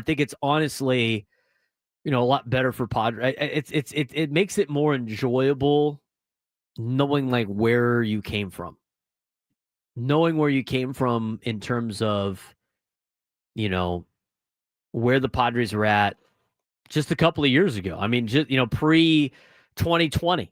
Even like in 2019 when they had a lot of these guys for the first time, and seeing where the Padres have done now. I mean, if you go back to, and, Juan, you're only a couple of years younger than I am, but you go back to like being in high school in San Diego, and the Padres, when I was in high school, were not very good. They had 1 year they were good when I was in high school. That was in 2010. It was a sophomore in high school, and they made it. They won 90 games, and they didn't make the playoffs. And, they had that 10-game losing streak in the middle of August where the Phillies came to town and really, beat them up for 4 straight games, and they proceeded to lose 10 straight games. It knocked them out of a playoff type race. All of a sudden, the Giants came all the way back and were able to, beat out the Padres for the division because the Padres were not in a position to make it for a wild card spot. And the Giants ended up winning the division, in that last weekend series against the Padres at home, where you had Matt Latos on Sunday and you needed to win 3 in a row against San Francisco, and you won the first 2 and you couldn't get it done on that Sunday. And that was the closest thing that we had to the postseason since like 05-06 when I was in middle school. Not even that. I was in elementary school. And then that was it. It wasn't a lot of Padres baseball that was really talked about in a sense of being a, playoff caliber team. I mean, for many years, it was the laughing stock of the Padres. 3 years after losing game 163 on the whole home plate fiasco. Yeah. And then as Boogie mentioned, started the Giants dynasty. The Giants, with that, if it wasn't for that 10-game losing streak by the Padres, the Giants would have never made the playoffs in 2010, and they probably could have not made that run and winning 3 World Series championships in a 6-year span. I think you see everything that is circled around the Padres and seeing former managers going on to other teams in the division and winning World Series elsewhere, with the exception of Bud Black. Poor Bud Black, man. He's gotten the short end of the stick every year that he's been a manager. But seeing that with the Dodgers, seeing that with the Giants, I mean, the Padres were, really the laughing stock of Major League Baseball for a long time. I mean, it's still remarkable seeing them in first place a lot of times when you look at the standings. I mean, we haven't seen that in a long time. And they usually are only up there for a little bit of time anyway. And it's usually inevitable that over a course of 162, the Dodgers end up, taking over first place. But as Juan mentioned, I totally agree. I mean, it's you have to pinch yourself a little bit, but it makes it more enjoyable knowing all the trials and tribulations you went through as a fan over the last decade plus. I mean, and the thing is, it's only April 14th. There's still a long season to go. If you look at who the Padres have played, a lot of them are near the bottom half of the standings right now. That Rockies team is awful. Atlanta's not playing well. They haven't really turned things around yet. The Cubs were pretty good, but they lost 2 out of 3 to the Cubs. They beat up on the A's, 2 out of 3. But aside from that, on the Guardians aren't doing very well either. They haven't really beaten anybody that particularly good. That's why this series is so important for the Padres, I think, early on in the season, because this is a playoff level team in Chicago. I mean, they've proven that they are a playoff caliber team. They have proven that they're probably a division contender in the NL Central. I mean, you talk about the teams the Padres have beat, the teams the Cubs have beat are even better. Took 2 out of 3 from LA. They took 2 out of 3 from San Diego. They did well against the Texas Rangers, who I think are probably the favorites now in the American League, with the Red Sox kind of falling off. But this is a very big series for the Padres. Very big series for the Padres. We'll see what they got. And I'm fully confident in them being able to do a lot of damage. Now, who's playing center field? Who's playing center field for the Padres tonight? If you had to make a guess. I can't imagine them putting anybody from AAA this year in center field. I also cannot imagine them putting Tyler Wade in center field to start a game. I mean, I think you have already seen, like, Brandon Lockridge has been kind of exposed as an everyday starter in the absence of Merrill. Merrill should be coming back relatively soon. So I think from that perspective, I think you could have Fernando play center for a couple of days. I don't think it's a long-term move. I think with his speed and everything that he can bring, I think he could play center tonight. I think he could play center tomorrow. And if they need him to play center on Wednesday, I think he could do the same thing. Have an off day Thursday. And hopefully by then, Jackson Merrill's ready to go in Houston. But even if they do bring up Connor Joe, I mean, I don't see Connor Joe being an everyday center fielder. Maybe they do. I just feel like it's more beneficial to have Fernando in center with the makeup of the team, especially if it's only going to be for a couple of days. Even if you put Fernando in center, who are your other outfielders? You going with Oscar Gonzalez and Jason Hayward? Well, I'd still bring up Connor Joe. I just don't want to put him in center. But Prior to today's game, you're saying? Yeah, I think they're going to make a roster move. I think they're going to put Lockridge on the IL, and I think they're going to bring up either Tirso Ornelas or Connor Joe. I think it has to be Connor Joe. But just because you're putting Lockridge on the IL doesn't mean you're bringing up a center fielder. I'd rather have Fernando out there. And again, Tyler Wade's only made 3 starts in center field. There's only a certain amount of games you can have that guy start. You know, he's got a career .217 batting average. He's more of a position. He's more of a role player, defensive replacement late. Like you don't want to overexpose a guy like Tyler Wade.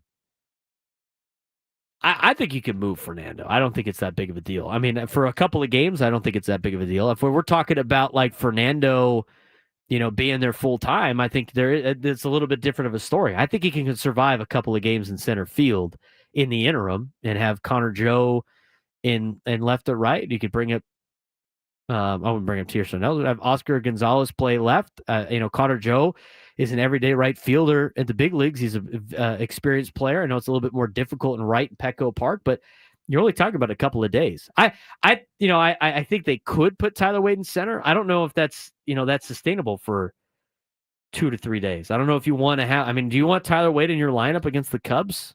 I guess next 3 days. Another option is Gavin Sheets has outfield experience, right? Could you put him in left and put Hayward in center field? If you just didn't want to move Tatis. If you don't want to move Tatis at all. I'm just saying, like, what are even the options that you're considering? Right. Well, I mean, so like Prolific in the chat's like, if it ain't broke, don't fix it. Well, the problem is it's broke right now because you got 2 broken center fielders. What's more beneficial to you as a Padres fan? Do you think Hayward at his age in center field for 2 games because you don't want to move Fernando, or you put the best athlete on the field in center field for 2 games? He is the best athlete on the field. The best. There's not even a close second. That's for both teams. He is the best athlete on the field. Or acting like he can't play center field for like a day. He'd be fine. You're only asking for like a couple of days. It changes slightly. I wouldn't have him play center field in Houston on Friday. I think you need a more permanent solution if Merrill's not coming back and Lockridge is on the IL. But for 2 games in Petco Park, 3 games at Petco Park, Fernando in center is, I don't think, that big of a deal. Could I propose just one other consideration? Yes, go ahead. How do we feel about Iglesias in center? Putting Arise at second base and Sheets at first base.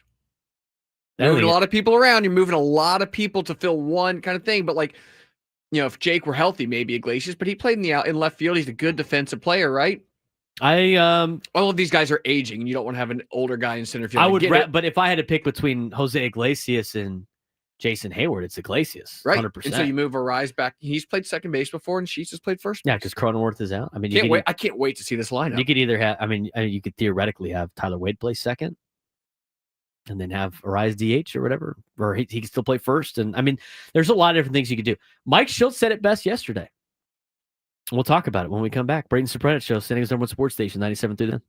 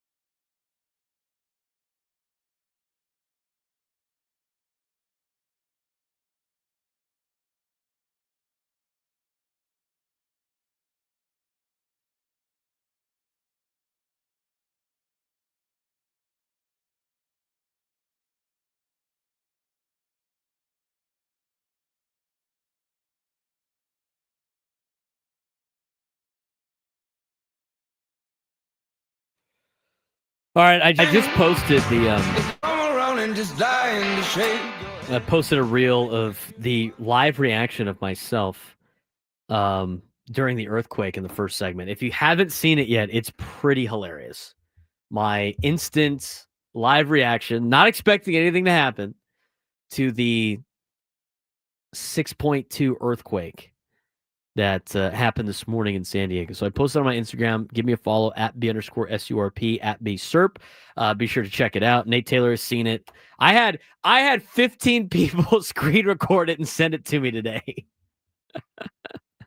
So I cut it up real quick. So I got that on there. So if you haven't done so already, go check it out on my reel. It's also shared on collabed with 97 Through the Fan. So if you follow the fan as well, go check it out. Share it with your friends. It's pretty hilarious. Again, follow me on social media at B_SURP. I'll be posting up on Twitter and TikTok momentarily. But we're talking about the lineup tonight fascinates me because of the new injury of Brandon Lockridge. Now they're saying it's a hamstring issue, and I think that plays a major factor. I mean, the Padres have been extra cautious with Merrill on a hamstring issue. So I would imagine they're going to do the same thing with Lockridge. Now, if Lockridge is good to go today, which I don't think, based after talking with Lockridge last night. But as Mike Schultz said yesterday in his post-game press conference, he said, he was asked the question, what do you do in center field? He's like, well, we'll figure it out. Winners find solutions. And so that's what we're going to try to do right now. Now, I think, I don't think it's that big of a deal to move Fernando, but that, I could see why the Padres would want to do that. I think you could move Fernando to center field for a couple of games. Again, I'm not saying you permanently move him, but you're playing a Chicago Cubs team where you need to win. I think this is a playoff level. This is a playoff level game. And if you're viewing it from a playoff level game, you have that mindset. And again, this is not what Mike Schultz going to have. I mean, it's another day in April for them. I think from a fan perspective, you can say this is playoff level atmosphere. In fact, if you're going tonight, like I've said multiple times, you need to be on your A game. You got to bring it. This is a very important series, I think, for the Padres this early in the season, especially and it's crazy to say because the Padres are the best team in baseball, record-wise, 13-3. But you got to bring it tonight. So we're going to try to bring it with the lineup. I think Fernando's still lead. They're going against Jameson Taillon. He's a right-handed pitcher, so you can go with a more standard right-handed pitching lineup, which I think includes guys like Jason Hayward as a part of it. And the question is, who plays left, who plays center, who plays right? I mean, obviously, Fernando's going to be batting leadoff. I'm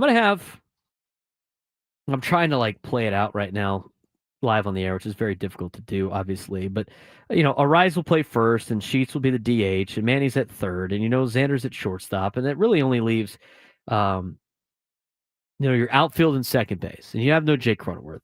So I think you have to have Jose Iglesias in the lineup somewhere. So I'd probably put, Jose Iglesias needs to be in the lineup. And I think you need guys like Jason Hayward in the lineup. And I think you need Gonzalez in the lineup. And that really, solidifies the rest of this lineup for the San Diego Padres. So I think I got it now. I think I got what I want to do. I'm going to have that there. And then I'm going to go this guy here. And then I'm going to go this guy here. And this is what I got. All right. Now you can cuss and discuss and give me a phone call and say what you want. But here's what I got. We're trying to win a game tonight. We're focused on winning a game tonight. And I'm going to play manager right now. I'm playing Mike Schultz. So I don't have control over the roster. This is what I have. They're not going to make a roster move yet. So it's going to be day to day with Brandon Lockridge. That's what it was said. And until they make a roster move, this is what we got. We're going with the 26 guys we have right now. I have Fernando leading off. I got Luis Arraez batting second. I got Machado batting third. I got Sheets in the cleanup spot. I got Xander batting fifth. I got Oscar Gonzalez batting 6th. I got Iglesias batting 7th. I got Hayward batting 8th. And Martin Maldonado is the catcher for Dylan Cease. He bats 9th. That's the order we have. Again, Steve in the chat. I am the manager. I'm not the GM. I cannot bring up Tirso Ornelas unless he is brought up for me. That's the batting order. Now, position-wise, I think it's simple to go with Arise at first. Don't move him. Manny at third. Gavin Sheets, the DH. Xander Bogaerts is the shortstop. None of those players change. You're not moving many things around. I go Iglesias at second base. I go with Hayward just based on his speed and left. I go Oscar Gonzalez in right. Maldonado catches, and I go with Fernando in center field. That's how I would make the lineup tonight against Jameson Taillon for the San Diego Padres.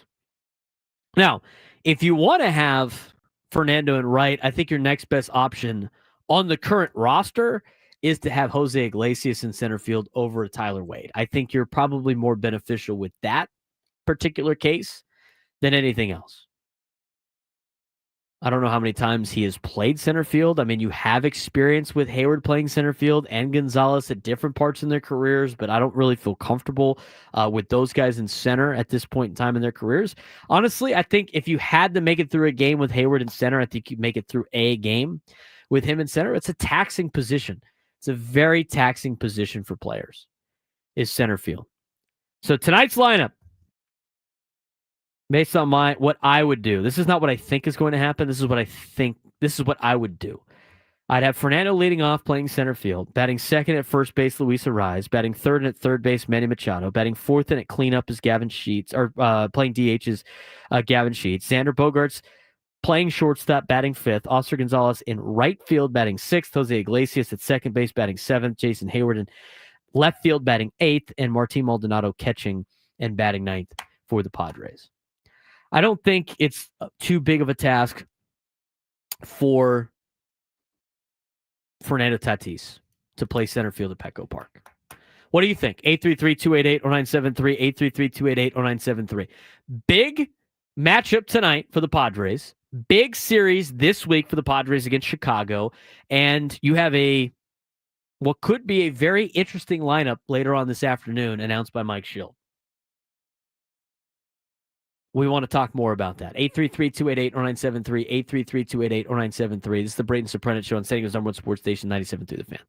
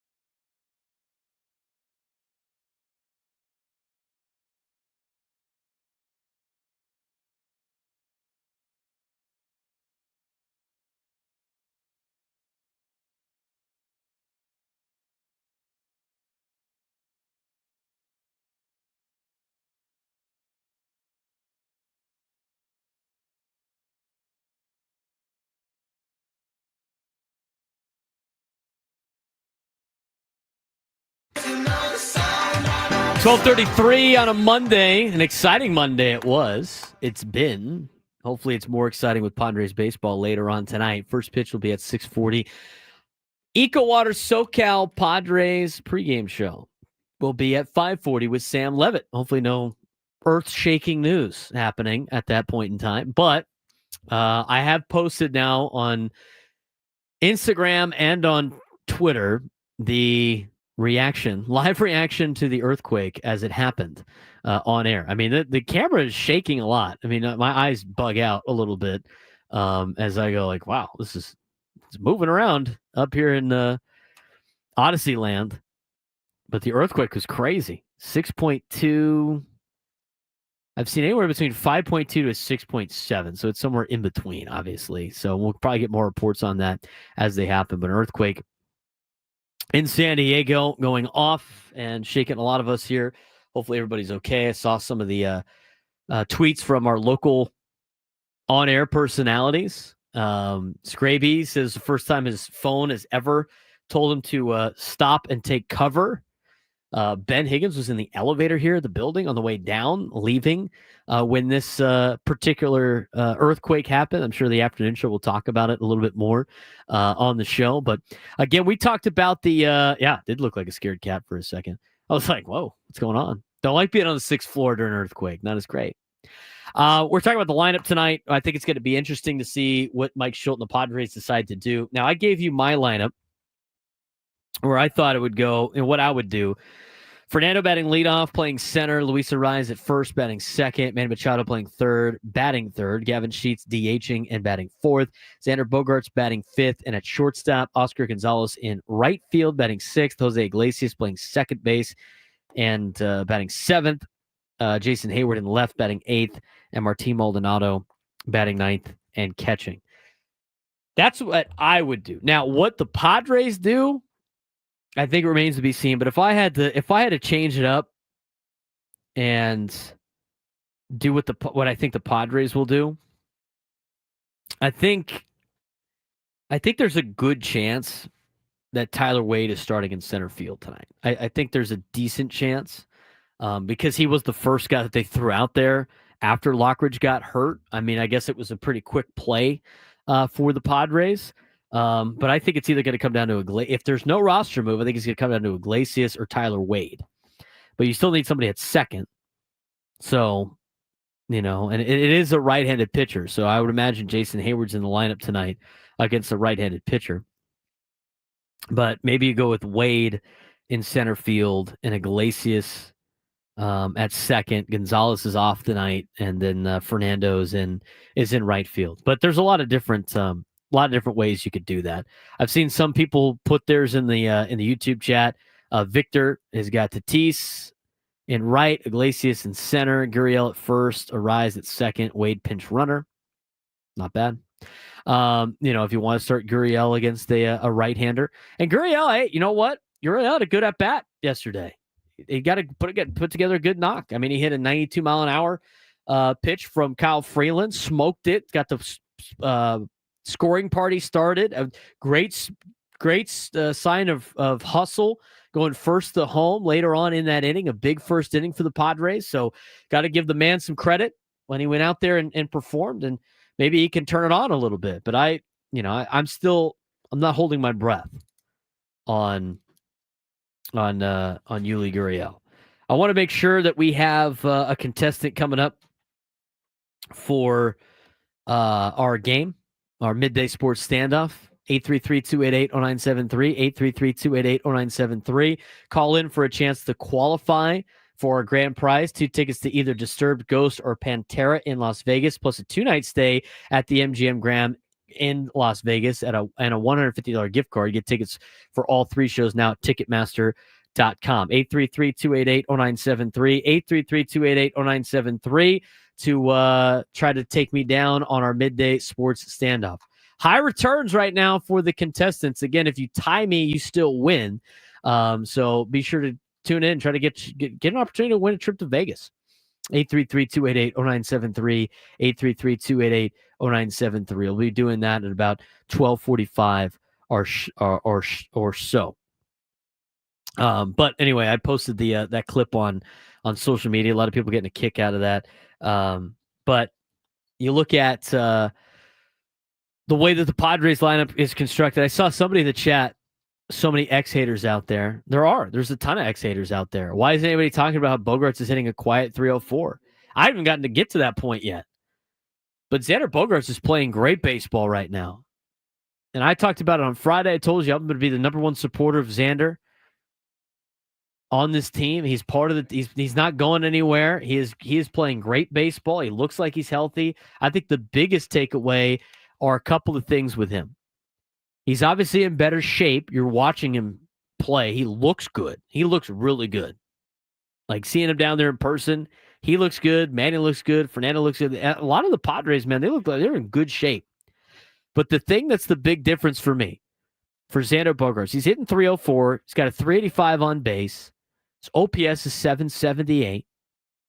All really good numbers. And you look at his expected numbers are good with his expected batting average, but to me, the biggest giveaway for him in terms of knowing that things are improved, it's his hard hit percentage, which is way up. I mean, last year he was in the sixth. He was at 16th percent in hard hit percentage. It was all time low for Xander Bogaerts. This year he is in the 60th percentile, which is a major upgrade. Still average, but still a major upgrade for Xander. He's hitting the sweet spot more. He's squaring baseballs up more. Chase percentage is up. His whiff percentage is up. He's not swinging and missing at a lot of stuff. He is in the good to great category for almost every offensive statistical category. The other one for me that I find very interesting is his sprint speed is near the top of Major League Baseball. As a Padre, his sprint speed has been average to below average every year. And this year, it's in the good to almost great categories, in the 72nd percentile in sprint speed. 72% in Major League Baseball. I mean, he's in the top echelon of runners in Major League Baseball right now. He's stealing bags, a lot of hit and runs. He's putting the ball in play. He's hitting the ball really well. He's hitting 304 in the year. But this is another upgrade for the San Diego Padres, getting guys like Xander Bogaerts swinging the bat. I think you look at Manny. I mean, Manny yesterday, again, another ball opposite field to the gap. And when he's hitting the opposite way, he's hitting really well. He's hitting really well. We talked about the lineup again. Rod put out his lineup. I hope Rod had a good time at the suite yesterday. It's Tatis in center, batting leadoff. Arise second at first. Manny third. Gavin Sheets DHing, batting fourth. Xander at shortstop, batting fifth. Iglesias at second, batting sixth. Gonzalez batting seventh and left. Hayward in right, batting eighth. And Diaz batting ninth and catching. It's good stuff. A Merrill update. We haven't had too many Merrill updates for the people in the chat that are asking about it. I don't know about a Merrill update. We'll probably know more when they start showing up to the ballpark later on today. But big series tonight against Chicago. Big series against the Cubs. Again, I think tonight's lineup is going to be very interesting to see what the Padres decide to do. You look at the way everything stacks up for them. And, we'll get to the power rankings later on in the 1 o'clock hour because the Padres have, they're up at the top, man. Number 2 now in the power rankings, according to MLB.com, and the National League is loaded. That's why this series is very important for the Padres. But with Dylan Cease going against Jamison Taillon, I think yesterday with Michael King going a complete game shutout and saving the bullpen an extra day does wonders for this club the next 3 days. I mean, the Cubs could be worn out from all the hitting they did up at Chavez Ravine over the weekend. I mean, they handled the Dodgers pretty well. The Dodgers have lost 3 straight series in a row. 3 straight series in a row. It's early. They're still trying to gel, everything like that. But their run differential is 0 right now. I can't believe that stat I saw. 0. They're 4-6 in their last 10. You know what? I won't shed a tear. They're gonna turn it on eventually, but the more you can keep this going, the better. 833-288-0973, 833-288-0973. Looks like we got a lot of people in line for the game. It's time to get to our midday sports standoff. Welcome to Midday Sports Standoff on the Braden Surprenant Show. I can't believe what I'm seeing right now. The ultimate head-to-head battle where sports knowledge and quick thinking collide. No, it's no good. Are you kidding me, Miss? Contestants will go toe-to-toe with Braden in a sports trivia deal where every correct answer brings them closer to victory. Down the sideline! Wow! Unbelievable! But 3 strikes and it's game over. This is not Detroit, man. This is the Super Bowl. Can you outsmart Braden? The Midday Sports Standoff starts now. And playing today out in Lakeside is Dominic. Dominic, welcome to the Braden Surprenant Show. What's going on, man? How's it going? Going well. I'm glad. Go Padres. Go Padres. Good weekend. Hopefully the earthquake didn't spook you too much today. Did you feel the earthquake? I was up in Alpine, and I thought my office was going to fall over. Oh, no. Felt the same thing here in studio. So we appreciate you jumping on today. And how this will work is Adam Klug, our program director extraordinaire and quizmaster, is going to, and he's already done, come up with a topic that will have multiple answers to said topic. And we're going to go back and forth trying to guess items off this list.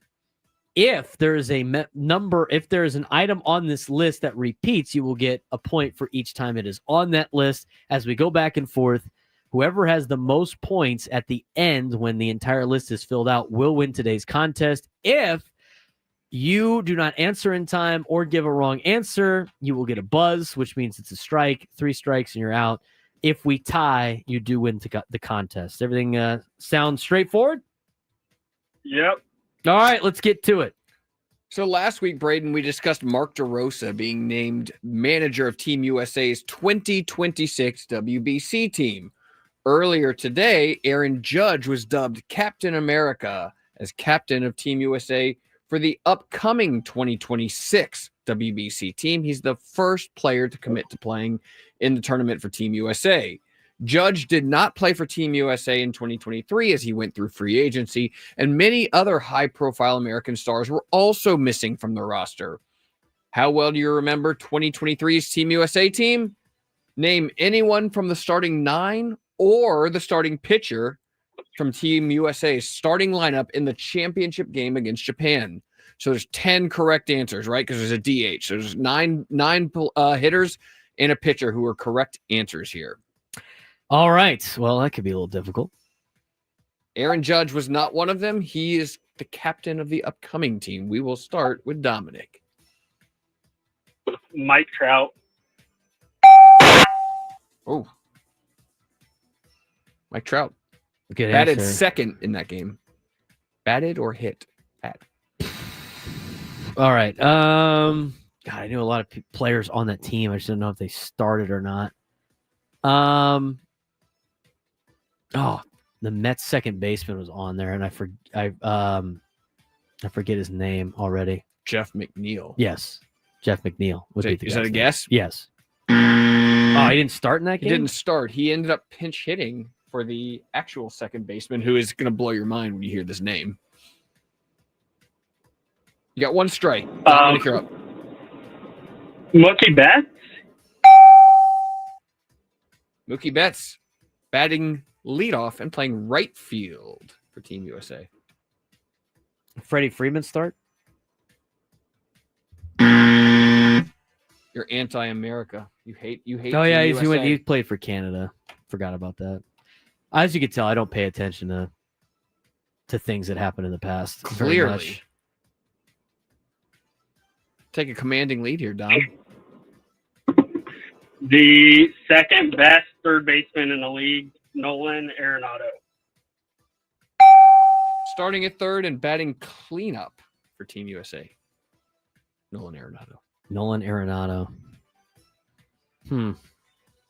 I remember watching that game, but it's so hard because all the they're never like the top of the top in terms of the players. Hopefully, we're going to change that. Aaron Judge is going to be the captain, exactly. right? He'll be the You're captain. going to go recruit some other players. Sure, Jackson Merrill might play on the team. Never know. Jason Adam was on the team. I know. I knew that as a bullpen piece. It was Kyle Schwarber? There you go. Schwarber, DH, batting 5th. He hit that moonshot against you in the championship game. I was like, I've seen that one before. Maybe you should stop pitching to Kyle Schwarber. 6 correct answers left on the board. Trey Turner.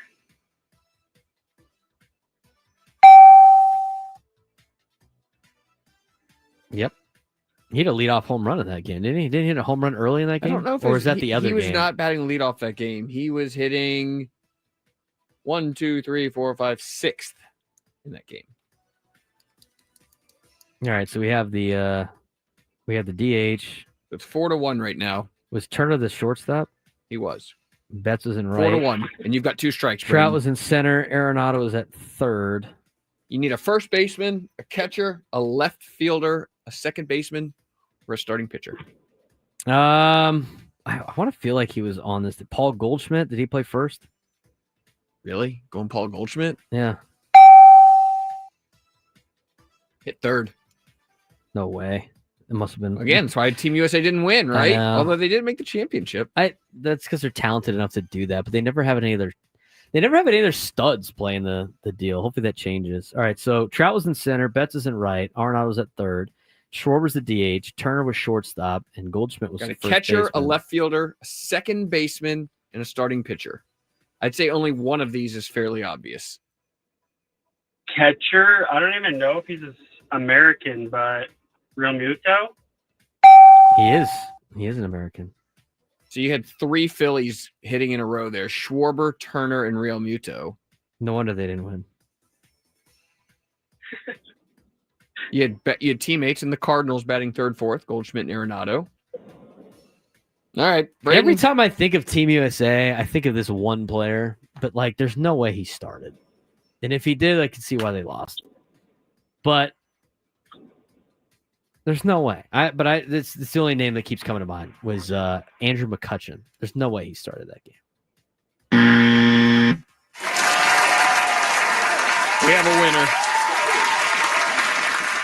Hold tight. I'll get your information during the break. Now I gotta look. I gotta see what this is. All right. So am I giving you the rest of the starting lineup here? Yeah. Starting in left field was Cedric Mullins from the Baltimore Orioles. Baltimore. I never would have thought he was on that team. No, I don't remember. And he shouldn't have been on the team. Playing at second base. Keep in mind, Bobby Witt was on the roster. As a minor leaguer. He ended up pinch running in this game, but he did not start. And they had McNeil pinch hit too. That's right. Tim Anderson was the starting second baseman. Oh my God. Yeah, I would never have got that. And the starting pitcher in the championship game against Japan, Merrill Kelly. The pitch, I would have never got the pitchers ever. Pitchers that game were Kelly, Loop, Kyle Freeland came in for 3 innings. Jason Adam, David Bednar. You said was it Aaron Loop? Aaron Loop. And Kyle Freeland in the championship game? Jason Adam, solid. Bednar and Williams. Devin Williams was the closer for the Team USA. You had Darvish, Ohtani, Imanaga all pitching for Japan that day. Leadoff batter for Japan was Lars Nootbaar. How about that? I do remember that. And then you had Yoshida, Ohtani. I mean, it's a pretty good team. They put out the pools or whatever, and Team USA and Team Japan got some easier draws than the other ones. Some of the draws are pretty brutal. If I look up I think they put it out. WBC. Why are we hosting that anymore? Guess we didn't want to bid. I mean, things in Houston. Let me take a look here at the pools. World Baseball Classic. So they're going to have games in San Juan, Houston, Tokyo, and Miami. Pool A will be Puerto Rico, Cuba, Canada, Panama, and Colombia. Rough. Pool B, and that's in San Juan, Puerto Rico. Pool B in Houston, Texas, Team USA, Mexico, Italy, Great Britain, and Brazil. In Tokyo, Japan, Australia, South Korea, Czech Republic, and Chinese Taipei. And in Pool D in Miami, Venezuela, Dominican Republic, Netherlands, Israel, and Nicaragua. That Pool D and Pool A seem very, very difficult to get out of. I mean, those teams are pretty solid most of the time. I'm curious to see how many Padres participate in this thing next year. Padres off to a 13-3 start. For all countries. All countries, right? So, Xander usually participates for Netherlands. Fernando was ineligible to participate in this last time. Does he play for the Dominican next year? Probably. Him and Manny Machado for the Dominican. I'd love to see Jackson Merrill play for Team USA. Like, I don't mind these guys playing in this thing. I think it's fun. I think it helps grow the game. I think it's better for competition. I just feel like we've had this conversation, this time slot multiple times. It doesn't, they try to force it into spring training and it really jacks everything up. I mean, think about this. Padres finally had a regular spring training and they're 13-3. Just saying. The year before, they had the trip to Japan they had to go to, to Korea. They had to go to in the middle of the spring training.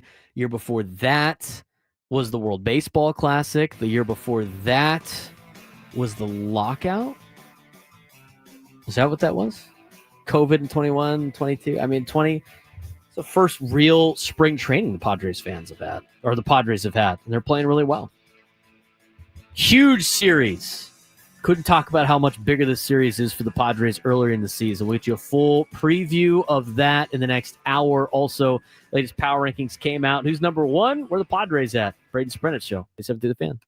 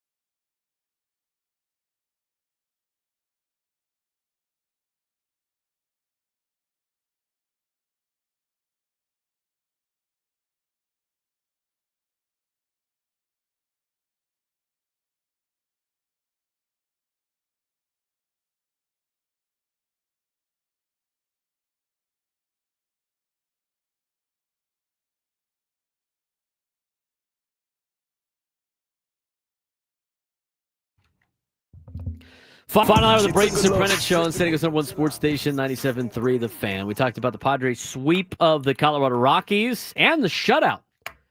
Starting pitching shut their ass out the whole weekend. The first team since 2017 to shut out a 3-game series. That's really impressive. That's extremely impressive against a team like the Rockies, who have been just a thorn in the Padres' side for the last decade plus. Since 2021, the Padres had a losing record against the Rockies. They were 31-33. They now have a winning record since 2021 against the Colorado Rockies after a 3-game sweep of Colorado. Charlie Blackmon's no longer in the team. Maybe the Blackmon curse is over, but I think now was the time really to be like, you know what? Maybe they're not our problem anymore. Is it time to just kind of put them in the rear view? The Colorado Rockies. I mean, I know people are going to be on edge about it. Like, hey, look, man, we don't want to piss off the baseball gods. But you look at the Padres and the Rockies. I mean, the last couple of times, Padres have had a little bit more success. Obviously, over the weekend, I'm trying to find it's always a pain to go find the full like breakdown between the two teams, like on Baseball Reference. I always have to find the team history, and I find it, and then it's usually like I don't know how it took me so long to get to this point of like the full series against each other. But if you look at the last 10 games for the Padres and the Rockies head to head, the Padres have now, dating back to last August. No, they didn't. I thought they did. I thought they did well against Colorado in their last series here. They didn't actually. They lost 2 out of 3 in Colorado, and then they were able to beat the Rockies twice at home during it. So they took 2 out of 3, August 2nd to the 4th, lost 2 out of 3, the 16th to the 18th.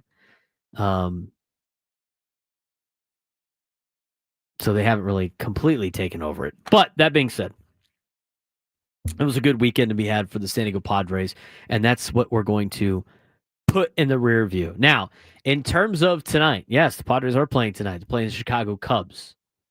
This is a huge series for the Padres, a huge series for the San Diego Padres. I think it's the biggest series of the season so far. And that starts tonight against Chicago. And it's the reason why it's such a big series is because the National League is so much better than the American League. So much better. It's just way better. I mean, there's not a single team in the American League that scares me as a Padres fan. Not one. I mean, the Yankees expected to do well. They had that big weekend against the Brewers. I mean, the Giants went up there and took 2 out of 3. You look at the Boston Red Sox. The Red Sox are a team that was everybody's favorite to win the American League. They're 8-9 on the year. You compare the two leagues right now. The best team in the American League right now, the two best teams. You want to tell me the two best teams in the American League right now? Do you know what they are? Anybody want to put in the chat? Adam, who's the best team in the American League right now? Who are the two best teams tied for first record-wise in the American League? It's a really difficult question. Without looking at it, if you had to guess, best two teams in the American League right now. You have to guess. Is the Astros? No, Astros are 7-8. In fact, the Astros... The Tigers? The Astros, 15, 14, 13, 12, 11. Astros are in 10th place in the American League. The Tigers are one of those two teams tied for first. You got one of them. Hold on a second. Who is the other team? That's for the Astros, and then the... Who is the other American League team that is tied for first place in the American League at 9-6 with the Detroit Tigers? I kind of want to say the Yankees, but I don't think that's the right answer. Yankees are 8-7. So it's close. They're right there. Is it the Rays? It's not the Rays. They're 7-8. In fact, the Rays are the Guardians? No, Guardians are 8-7. They're all right there. They're all right there. Very mediocre. Is it the Angels? It's the Los Angeles Angels. The Angels. The 2014 Angels. Your Anaheim Angels. They are. I do. That is my second team that I support. But I did call them embarrassing at the beginning of the year. 9-6 is nothing to write home about. I guess if you're the Angels, it's great. But the Angels and the Tigers are the best two teams in the American League right now, record-wise, at 9-6. Now, Texas and Toronto are a half game behind them. And then Cleveland and New York are a game behind Detroit and Los Angeles. Kansas City and Seattle are a game and a half. I mean, there's not too much of a big drop-off. But the American League, you go through it. Who's scary in the American League? Give me one team in the American League, you're like, man, good thing we don't have to play them. Are you afraid of Detroit? Not afraid of Detroit. I think they're a good team. They're solid, but they're not like a world beater team. The Angels, are you afraid of the team up in Anaheim right now? They're not even afraid of themselves. Texas, maybe. I think Texas is good. They've lost 3 in a row. They're 9-7. Toronto, I think they're okay. I don't think they're that great. Cleveland. Padres swept Cleveland's ass last homestand. Yankees don't scare me. Kansas City, maybe with their young talent, but I don't know if they could get it done with their pitching. They're at 500. Seattle, disaster offensively. Boston, what a major disappointment. Again, I'm going in order. Notice I haven't said Baltimore yet. Tampa, 7-8. 3-7 in the last 10. Then you get to Baltimore. Baltimore is the 12th best team in the American League. The Baltimore Orioles are the 12th best team in the American League. This is a team that's got all this young talent, all these great position players. 6-9 on the season, in 12th place to start the year. What a disappointment. Now, again, it's really early. You can't say this is what the standings are going to be at the end of the season, but Baltimore 6-9. You got to be upset if you're an Orioles fan watching this team play at the beginning of the season. 3-7 in their last 10 games, 5-7 against teams above 500. In fact, if you look at the American League and you go top to bottom, there is only one team in the American League that has a winning record against teams that are above 500. There's one American League team that has a winning record against teams above 500. Anybody want to guess what that team is? Said it about 5 minutes ago. The Los Angeles Angels are the only team in the American League with a winning record against teams above 500. They're 2-1. They've played a 3-game series. Everybody else is below 500 against teams above 500 in the American League. Tigers are 4-5. Rangers are 3-6. Toronto's 0-3.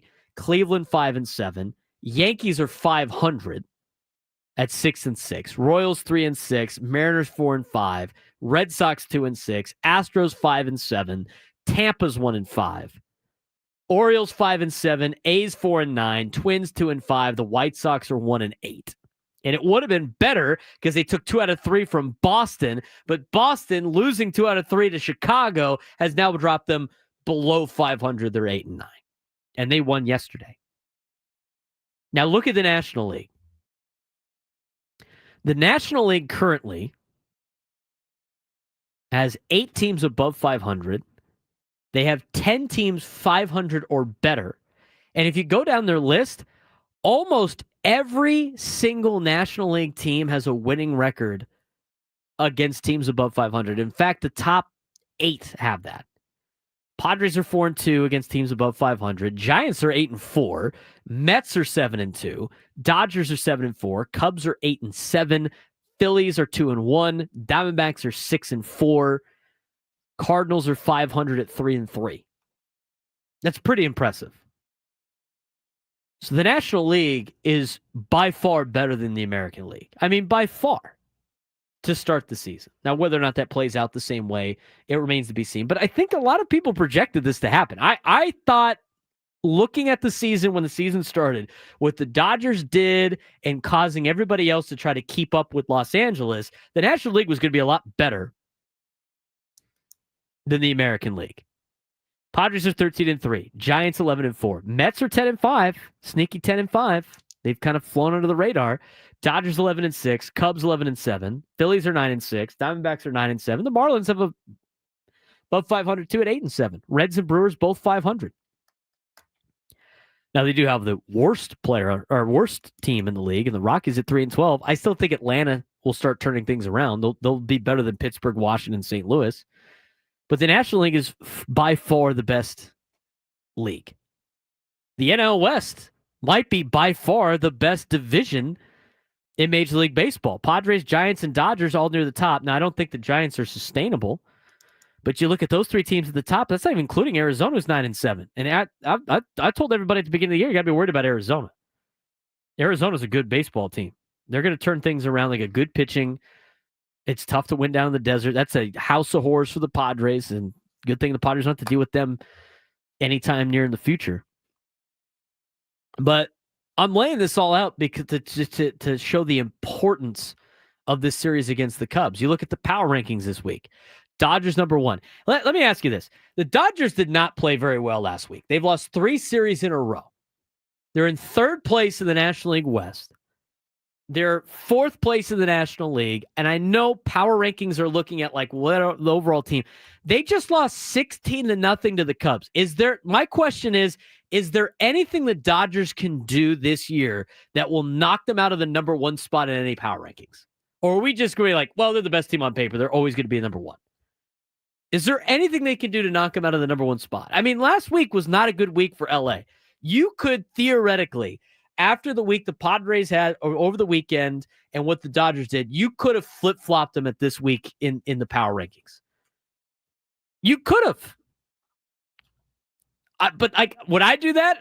I don't know. I mean, the Dodgers are still the team to beat all the time. But I'm just saying, like, is there anything the Dodgers can do to not be the number 1 team according to power rankings across all metrics? I just thought of this comparison. It's right in your wheelhouse. This would be like the preseason number 1 team in college football getting out to a slow start and struggling, and you got some other team surging, but everyone keeps the number 1 team in the number 1 spot. Well, it's Alabama, so come on.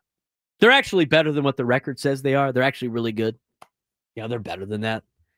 I mean, of all the weeks, you had a scapegoat and an out right now with the Cubs beat this team 16-0 on Saturday. I know it's baseball. I know it's a fluke, but is there anything that's going to keep Major League Baseball in particular, MLB.com in particular, is there anything the Dodgers do that knocks them out of the number 1 spot in the power rankings? Well, in fairness, our friends over at CBS Sports, Matt Snyder, who will be joining me on Wednesday, and he's been on the station quite a few times over the years, he has the Padres in the number 1 spot in his new power rankings. As he should. He writes, pretty tough stretch coming up for the Padres now after getting the A's and Rockies last week. It's the Cubs in San Diego before a road trip that hits Houston and Detroit, but they're up 4 spots for him, up all the way up to number 1. Good on them. Again, power rankings are like a week by week. Have I ever said how much deal. I like Matt Snyder and enjoy his work? That's right. Love Matt Snyder. Is that from Seinfeld? Love the Drake. Love Matt Snyder. I'll give you the full power rankings when we come back. Preview the Cubs series as well. We're a little bit over time. 833-288-0973. How you feeling as a Padres fan? Give us a phone call. We really appreciate that. We'll be back on the Braden Surprenant Show, saying it's number 1 sports station, 97 through the Fan.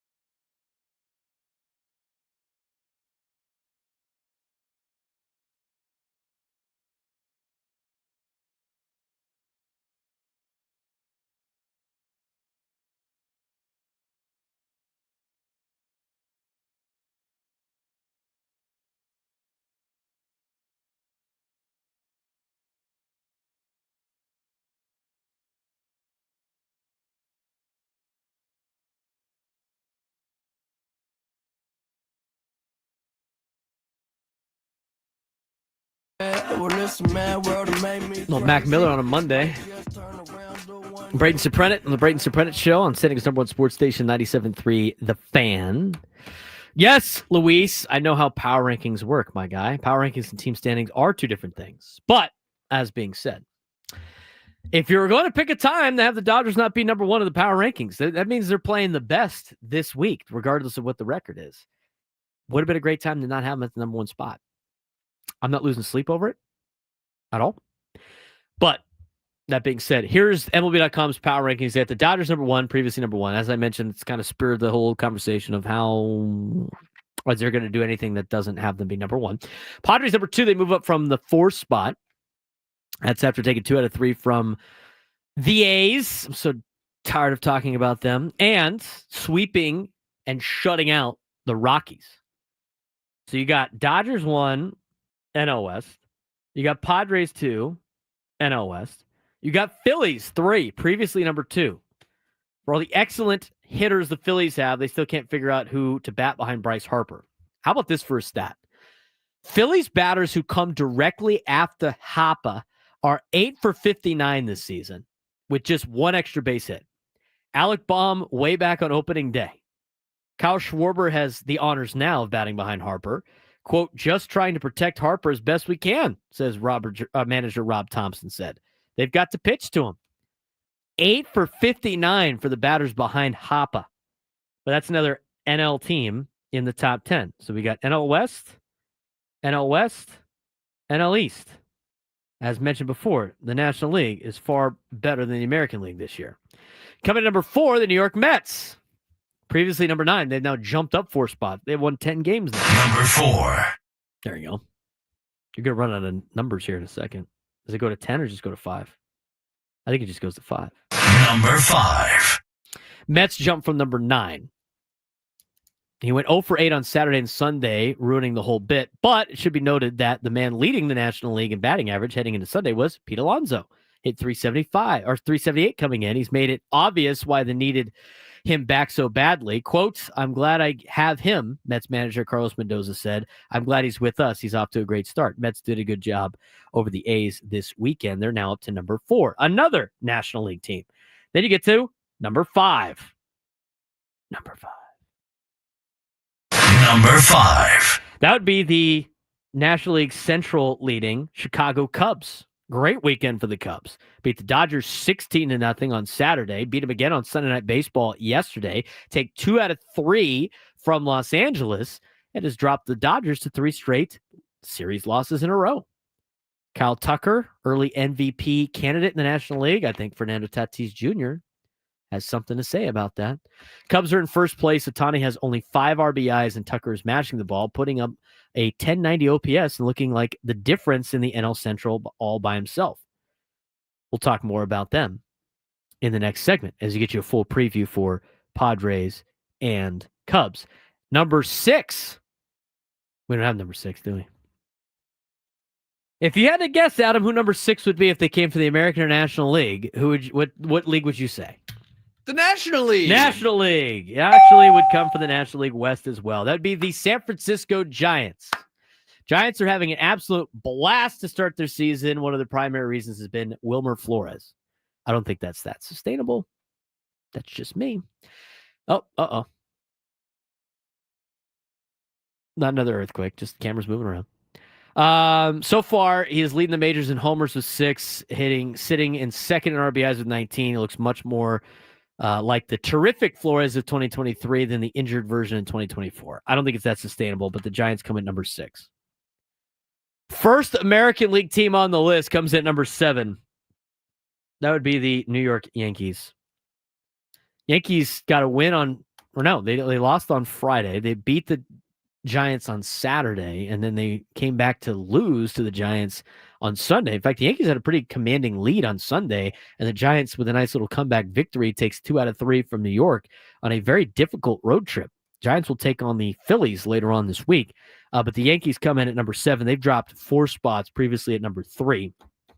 Cody Bellinger, who had gone 7 for his first 37, has said he may have at last broken out on Saturday, smashing a triple and a go-ahead single in a win over the Giants. Quote, it's been a little unfortunate, but there's a lot of baseball left, Bellinger said after the game. I'm excited to be part of this team. The team is very, very impressive. No, they're not. Stop lying. They're okay. I don't think the Yankees are that spectacular, but we'll be going there soon. Tigers coming at number 8 on the list. They are currently the best record in the American League East. They come out of in the American League. They come out of the American League Central. They're off to a decent start. Rangers coming at number 9. I think the Rangers are still the team to beat currently in the American League. And then number 10, if we had to guess, that would be the Arizona Diamondbacks. Diamondbacks, another team in the NL West. In fact, out of the top 10 in Major League Baseball, the National League West has produced 4 teams in the top 10. Remember, folks, there's only 5 teams in the divisions. So the Padres,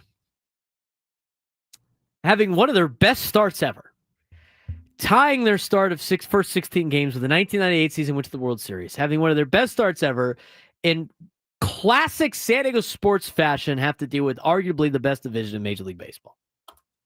Sick. 4 teams in the National League West are in the top 10 of the power rankings this week. You look at the overall standings, they're just unbelievable. 3 of the top 4 in the National League in the standings are in the National League West. Diamondbacks not too far behind Philly and Chicago. Should be it's great entertainment value. A lot of stress. Mucho stress. But should be a fun deal. Again, power rankings this week. Dodgers, Padres, Phillies, Mets, Cubs, Giants, Yankees, Tigers, Rangers, Diamondbacks. That's your list of the power rankings. 833-288-0973, 833-288-0973. Let's get out to the phones real quick before we take a break. Brock in San Diego wants to weigh in. Brock, what's going on, man? How's your Monday? Good, how about you? Doing well. It's always good when you get a sweep on the weekend and you're 10-0 at Petco Park, huh? I was there yesterday, and I'll tell you what, it's about time we start sweeping up those kinds of teams. Yeah. But what do you got for yeah, me it was a today? great day. I love your show, man. I just wanted to say, get your thoughts off it. It's just kind of funny coming into this season, kind of like last season. You know, we're worried about depth and things, and I mean, seems like these guys are showing. And yeah, it is versus the A's and the Rockies, but seems like the depth is showing. I mean, these guys are showing up and they're doing all right. They're hanging on still. And I also just wanted to get your thoughts on like this Hayward experiment. I don't know. Like, are we going to when do you think they give Connor Joe a chance? But Well, I appreciate it. I appreciate the phone call, Brock. Well, the Hayward experiment got a home run on Saturday. He's starting to hit a lot better than he was at the beginning of the season. I mean, he is what he is, right?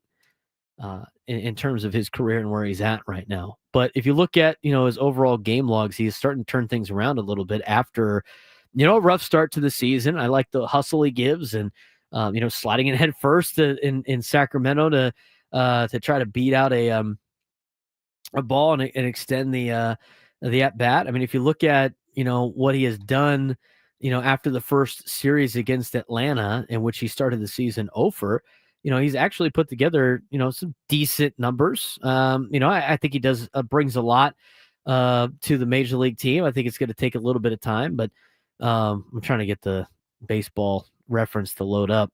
But he's hit a lot better in his last couple of games that he has played. In fact, dating back to, the A's series in this last week, he was able to put together 5 hits over the span of 5 or 6 games. So that's good to see out of Jason Hayward. I'll have more of this. I'll get you his stats when we come back and let the computer load. It's been on overdrive today. 833-288-0973, 833-288-0973. Get you a preview of the Cubs in town when we come back. We will also hear we'll get to Mitch in New Jersey, who's waiting on hold also as the Braden Surprenant Show continues. One final segment before we pass it on to Gwen and Chris, and then the Eco Water SoCal Padres pregame show on San Diego's #1 sports station 97 through the Fan.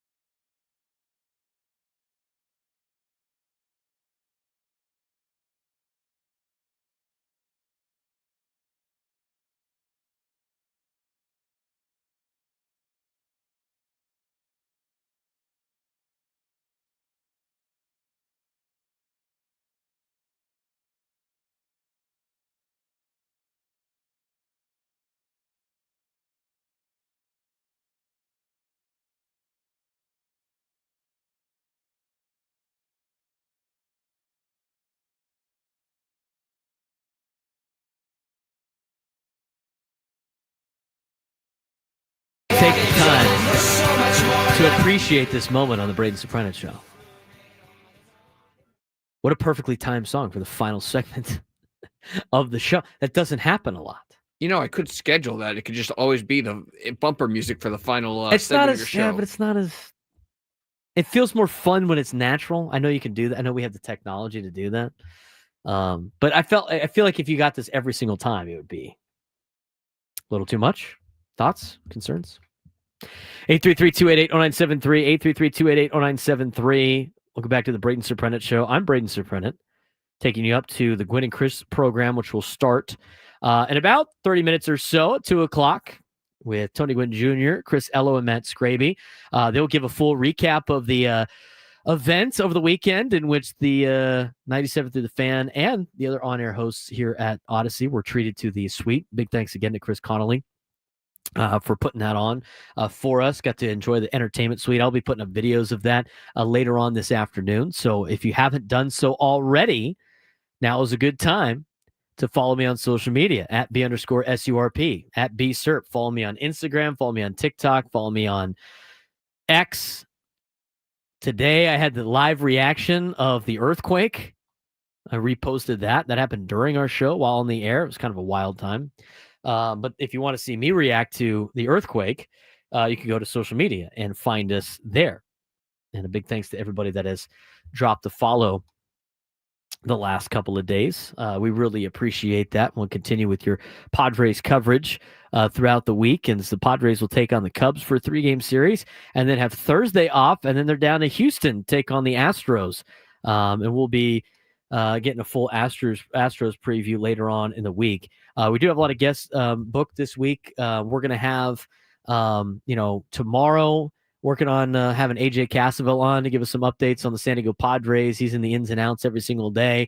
Coming up on Wednesday's show, we're going to have Matt Snyder join us, as well as Brock Ungrich. USD Torero swept St. Mary's. They had a good weekend series against St. Mary's. They have a big series this week against Portland, as they are near the top of the West Coast Conference standings after a rough start to the season. Thursday, we have the roundtable for the first hour, but for the 12 o'clock hour, we will have Brett Rippon in studio with us. Brett Rippon is a backup quarterback for the Minnesota Vikings. He now spends time here in San Diego, trains here. He plays for Kevin O'Connell, obviously, in Minnesota. So we'll talk a little NFL draft with him about his career and being a backup quarterback, his thoughts on NIL and all sorts of stuff. Plus, he's a big Padres fan. So talk some Padres baseball with him as well coming up on Thursday. And then on Friday, we'll have Drake Hills coming on to talk some San Diego FC as they get ready for their next game. They took a loss over the weekend to Colorado, 3-2. We will be a full preview of San Diego FC against Charlotte, which is coming up this weekend on Saturday. We will have him on the show. We'll have Brandon Scott from Houston, who has been a friend of mine, in the industry for the last couple of years. He will join me at 11:35 on Friday, and then Eddie Brown will try to have on Friday as well. Get you ready for the NFL draft. NFL draft is not this Thursday, but the next Thursday we'll be doing an NFL draft show. Myself, Matt Scraby, and Chris Ello for the first round, like we've done the last couple of years. Should be a fun time. Next Thursday on 97.3 The Fan as we kind of get to a full NFL breakdown coming up. So that's kind of the week to come. We might be adding a couple other guests as we progress, but should be a fun week. Padres again have the Cubs this week and then the Astros over the weekend to finish up, near the end of April. After that is Detroit on the road. So the first place Tigers in the American League Monday, Tuesday, and Wednesday of next week, followed by Tampa Bay. And then the Giants at the end of the month into the month of May, I think. It's only a 2-game set, which is interesting. If I look at the Padres schedule, I think it says Giants over there on the sheet. I'm trying to look at a far distance. But I think that's what it is. And that's gonna be a huge series for the Padres. 2-game series against the San Francisco Giants. Don't see a lot of those too many times. But yeah, Giants for 2 games on a Tuesday and a Wednesday. coming up at Petco Park. 833-288-0973, 833-288-0973. We're going to get to the phones before we get you a full preview of Chicago and then take you up to Gwen and Chris. Mitch in New Jersey, been waiting on hold. Mitch, what's going on, man? How you doing? Good. What's shaking? Oh, maybe I shouldn't use that word. Well, the building's shaking, Mitch. I mean, the building was shaking earlier. It's not shaking anymore, thank God. What's going on? I didn't feel it, and hopefully they can stop building these skyscrapers out there. But they haven't. But yeah, it's earthquake proof, and that's a separate insurance, I'm sure. It's like the flood over here. Anyway, pitching is good. Without Jackson Merrill, our lineup doesn't look too great. Would you think they'll make a trade and maybe beat the Dodgers, because their hitting is leaving a little bit to be desired? So we would bring up somebody from the minor leagues that has talent, or make a trade? Well, I don't think. Well, Mitch, I appreciate the phone call. They're not in a dire situation with Jackson Merrill. I mean, it was mostly precautionary, so I don't think he's going to be missing significant amount of time. And maybe we'll get an update today. When the clubhouse opens down at Petco Park. So I don't think there's going to be a trade. If anything, they will potentially bring somebody up. Today I think that's interesting in terms of the lineup construction. We went over it a couple of times today of what you would see. I mean, the center field situation is interesting for the next 48 hours for the San Diego Padres. Now, if they make a roster move and decide to bring somebody up and put Brandon Lockridge on the injured list, I think that changes things a little bit, but there's not a lot of center fielders down there in the minor leagues. Eggy Rosario's been getting some time in the minors in center field, but he's no longer on the 40-man roster, which means you have to take somebody off the 40-man roster or put somebody on the 60-day injured list in order to make that happen. They already did that earlier with putting Matt Waldron on the 60-day IL to put Oscar Gonzalez on the 40-man roster because he was not on the 40-man roster. So unless there's a pitcher out there or a player out there that could be placed in the 60-day IL, you're not going to really have Eggy Rosario coming up unless they decide to DFA somebody or send somebody packing. The players that could be pulled up because they're on the 40-man, here's your three players. You got four position players that are on the 40-man that are in the minor leagues right now. Luis Camposano, Connor Joe, Mason McCoy, Tirso Ornelas. The only ones that make sense right now if you place Lockridge on the 10-day injured list would be Tirso Ornelas or Connor Joe. Those are the only two.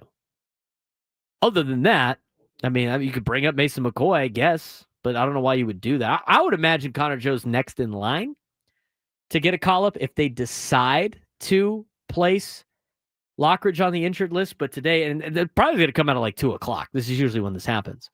We'll know a lot more around 2 o'clock. 833-288-0973, 833-288-0973. Dan in Arizona. You're on the Braden Surprenant Show. What's going on, Dan? I'm doing well, my guy.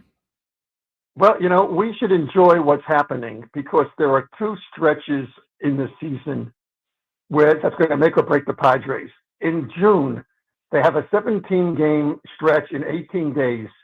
On the road, they played 4 in San Francisco, 3 in Arizona, 4 in Los Angeles, 3 at home at Milwaukee, and only 3 home, but against the Dodgers. That is a awful 17-game stretch. And then it's repeated in August where they play Arizona 3 times, the Giants 3 times, the Dodgers 3 times, Boston 3 times, the Giants 4 times, and Los Angeles 3 times. We don't want to go into a slump at either of those positions, or we're going to be screwed. Yeah, well, you mentioned the stretch in June, 4 against the Giants on the road, 3 against Milwaukee, where the Padres have actually done pretty well in Milwaukee, 3 home against LA, then at Arizona, then at LA. That is a rough stretch. But then you got Kansas City is no slouch either. Before you play Washington and then get a little of a break with Cincinnati. The July stretch is always difficult with the East Coast road trip. But, if you look at the Nationals and Marlins and Cardinals, I mean, that's not as scary as it's been in the past. But to go to what you said in August, August has been brutal for the Padres the last couple of years in terms of scheduling. Now, last year, the Padres did actually really well in the month of August. But, you got Arizona. You mentioned you start with Arizona on the road, which has been a house of horrors for San Diego. You got the Red Sox at home, who by that time, as if people projected it correctly, would be a team that is battling for the top spot in the American League, not just the American League East. San Francisco Giants, if they can keep up what they have started so far, on the road, back to Chavez Ravine, home against the Giants, home against LA, and then you finished August with Seattle and Minnesota, who don't scare you as much, but you don't know where they're going to be in the American League. Those are two very big stretches for the San Diego Padres, June and August. That's why they have the dog days of summer. So I think that's another big reason, Dan. That's why you got to get off to a good start, and why this good start is such a good spot for the Padres. Again, you're trying to make the playoffs. If you win the division, I think it's icing on the cake. It's good to see where you're at right now, but this is why this start is so important for the San Diego Padres. Yes. I mean, June and August, those two stretches, that's going to determine what's happening here. That's why they have that saying. It's, you're going to win 60 games, you're going to lose 60 games. What you do in the last 60 or whatever like that, which would be 100, it would be more than that. But that's kind of the point that you're at. Right? You're going to win 50, you're going to lose 50. What do you do? And the other 62 is what makes or breaks the season for the San Diego Padres. So Dan brings up a good point, and I appreciate the phone call. 833-288-0973, 833-288-0973. Padres and Cubs will play 3 games this week, starting tonight at 6:40. We'll have the Ecowater SoCal Padres pregame show at 5:40. Tuesday's game will be the exact same time. Wednesday's a 1:10 start. Cubs took 2 of 3 from Los Angeles in LA, avenging their sweep in Japan. Their plus 43 run differential is the best in Major League Baseball, and they currently lead the National League Central by 2 games over Milwaukee and Cincinnati. They're 11-7 on the season. As for the Padres, 13-3, as mentioned before, first in the NL West, undefeated at home. Only series loss was to the Cubs earlier this month at Wrigley Field, in which the Padres were outscored 17-10 in 3 games. They hold the best record in baseball, the Padres do. Offensively for the Cubs, they're 3rd in slugging, 4th in on-base percentage, and 6th in batting average. Michael Busch, Pete Crow Armstrong, and Carson Kelly are currently on the hot streak right now for Chicago. Carson Kelly, 2 home runs each in the last 6 games for those players. Dansby Swanson's in a little bit of a slump. He's 3 for 23 with 6 strikeouts in the last 6 games. As for the Padres, we mentioned the statistics offensively, very similar. 1st in batting average, which is what they were last year from almost the entire season, with a .283 team batting average. They're 3rd in on-base percentage, 1 spot in front of the Cubs with a .348 on base, and their .423 slugging is 7th in baseball, still top 10, but 4 spots behind Chicago. Tatis has 3 home runs in his last 5 games, 1139 OPS. They talk about Kyle Tucker all the time being the favorite to be the MVP candidate for the National League. I would say that Fernando says, hang on with his start that he has had. He's had a red-hot start. MLB Network broke down his swing and everything like that, and we're going to try to break that down a little bit maybe tomorrow when we have time to kind of go through the video and the sound that MLB Network had. But he's been playing red-hot. And it kind of cooled off yesterday. Didn't have that great of a day yesterday, but not really worried about it for Fernando. This is all coming off of the tweak to his shoulder he had. And the shoulder looks good. I mean, based on the home runs that he hit this weekend, shoulder looks fine. Padres still have some injuries, but they're still clicking offensively despite losing Jackson Merrill and Jake Cronenworth to the injured list. Here's your pitching matchups this week. Jamison Tyon's pitching tonight for Chicago, the right-handed pitcher, 1-1 with a 6.06 ERA. 2 straight quality starts after a rough season debut. In his career, he's got a 2.19 and 4 starts versus the Padres. Tyon's done a pretty good job in a bunch of different places in his major league career against the Padres.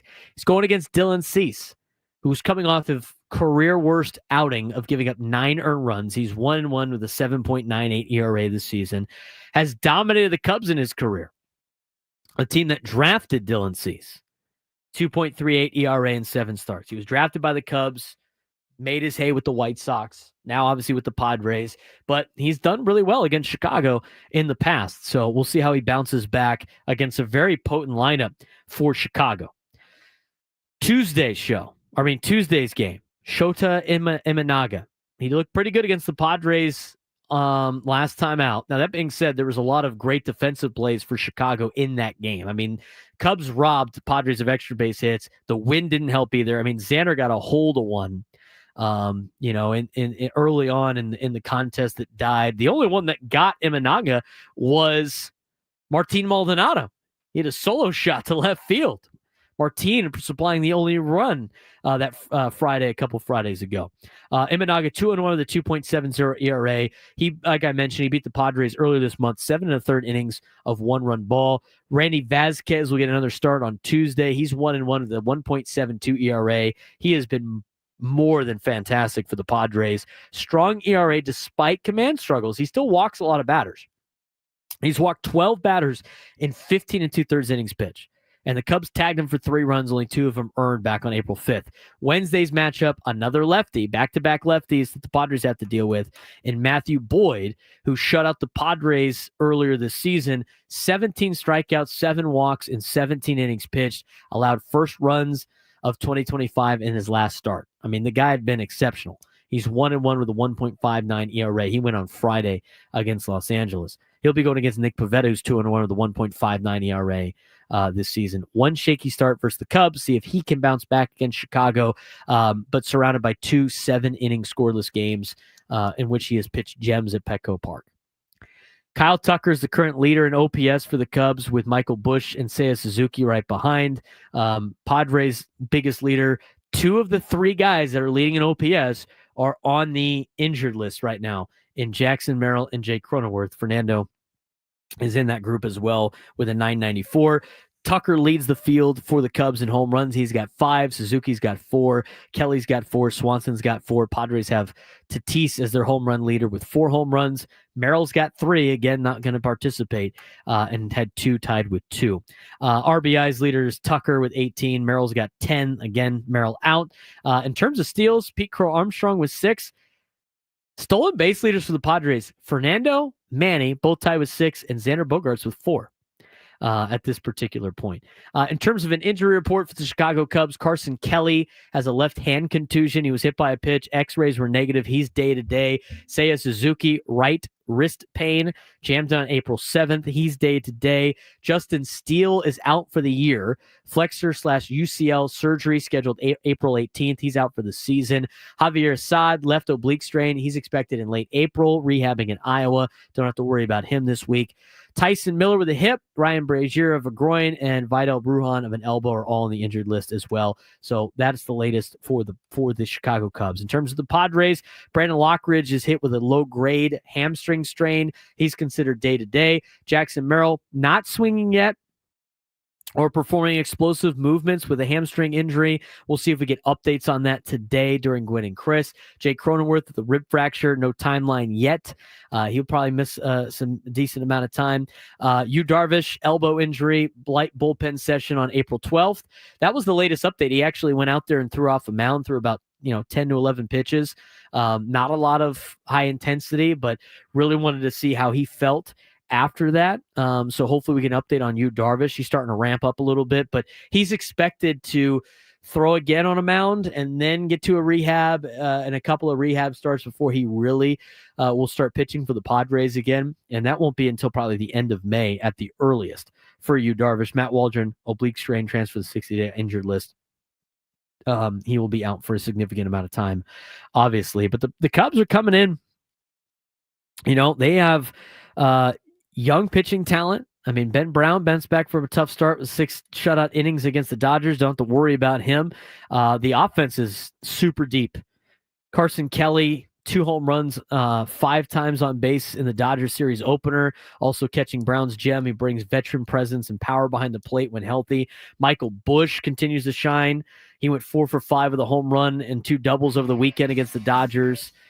Pete Crow Armstrong, he's heading to a point where now they're starting to talk about a contract extension.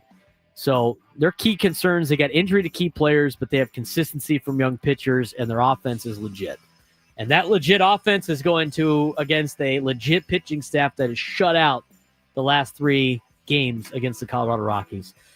Gwynn and Chris will have more. They'll do it for me. I'll talk to you tomorrow, hopefully after another Padres victory. Braden Surprenant Show, saying his own sports station 97.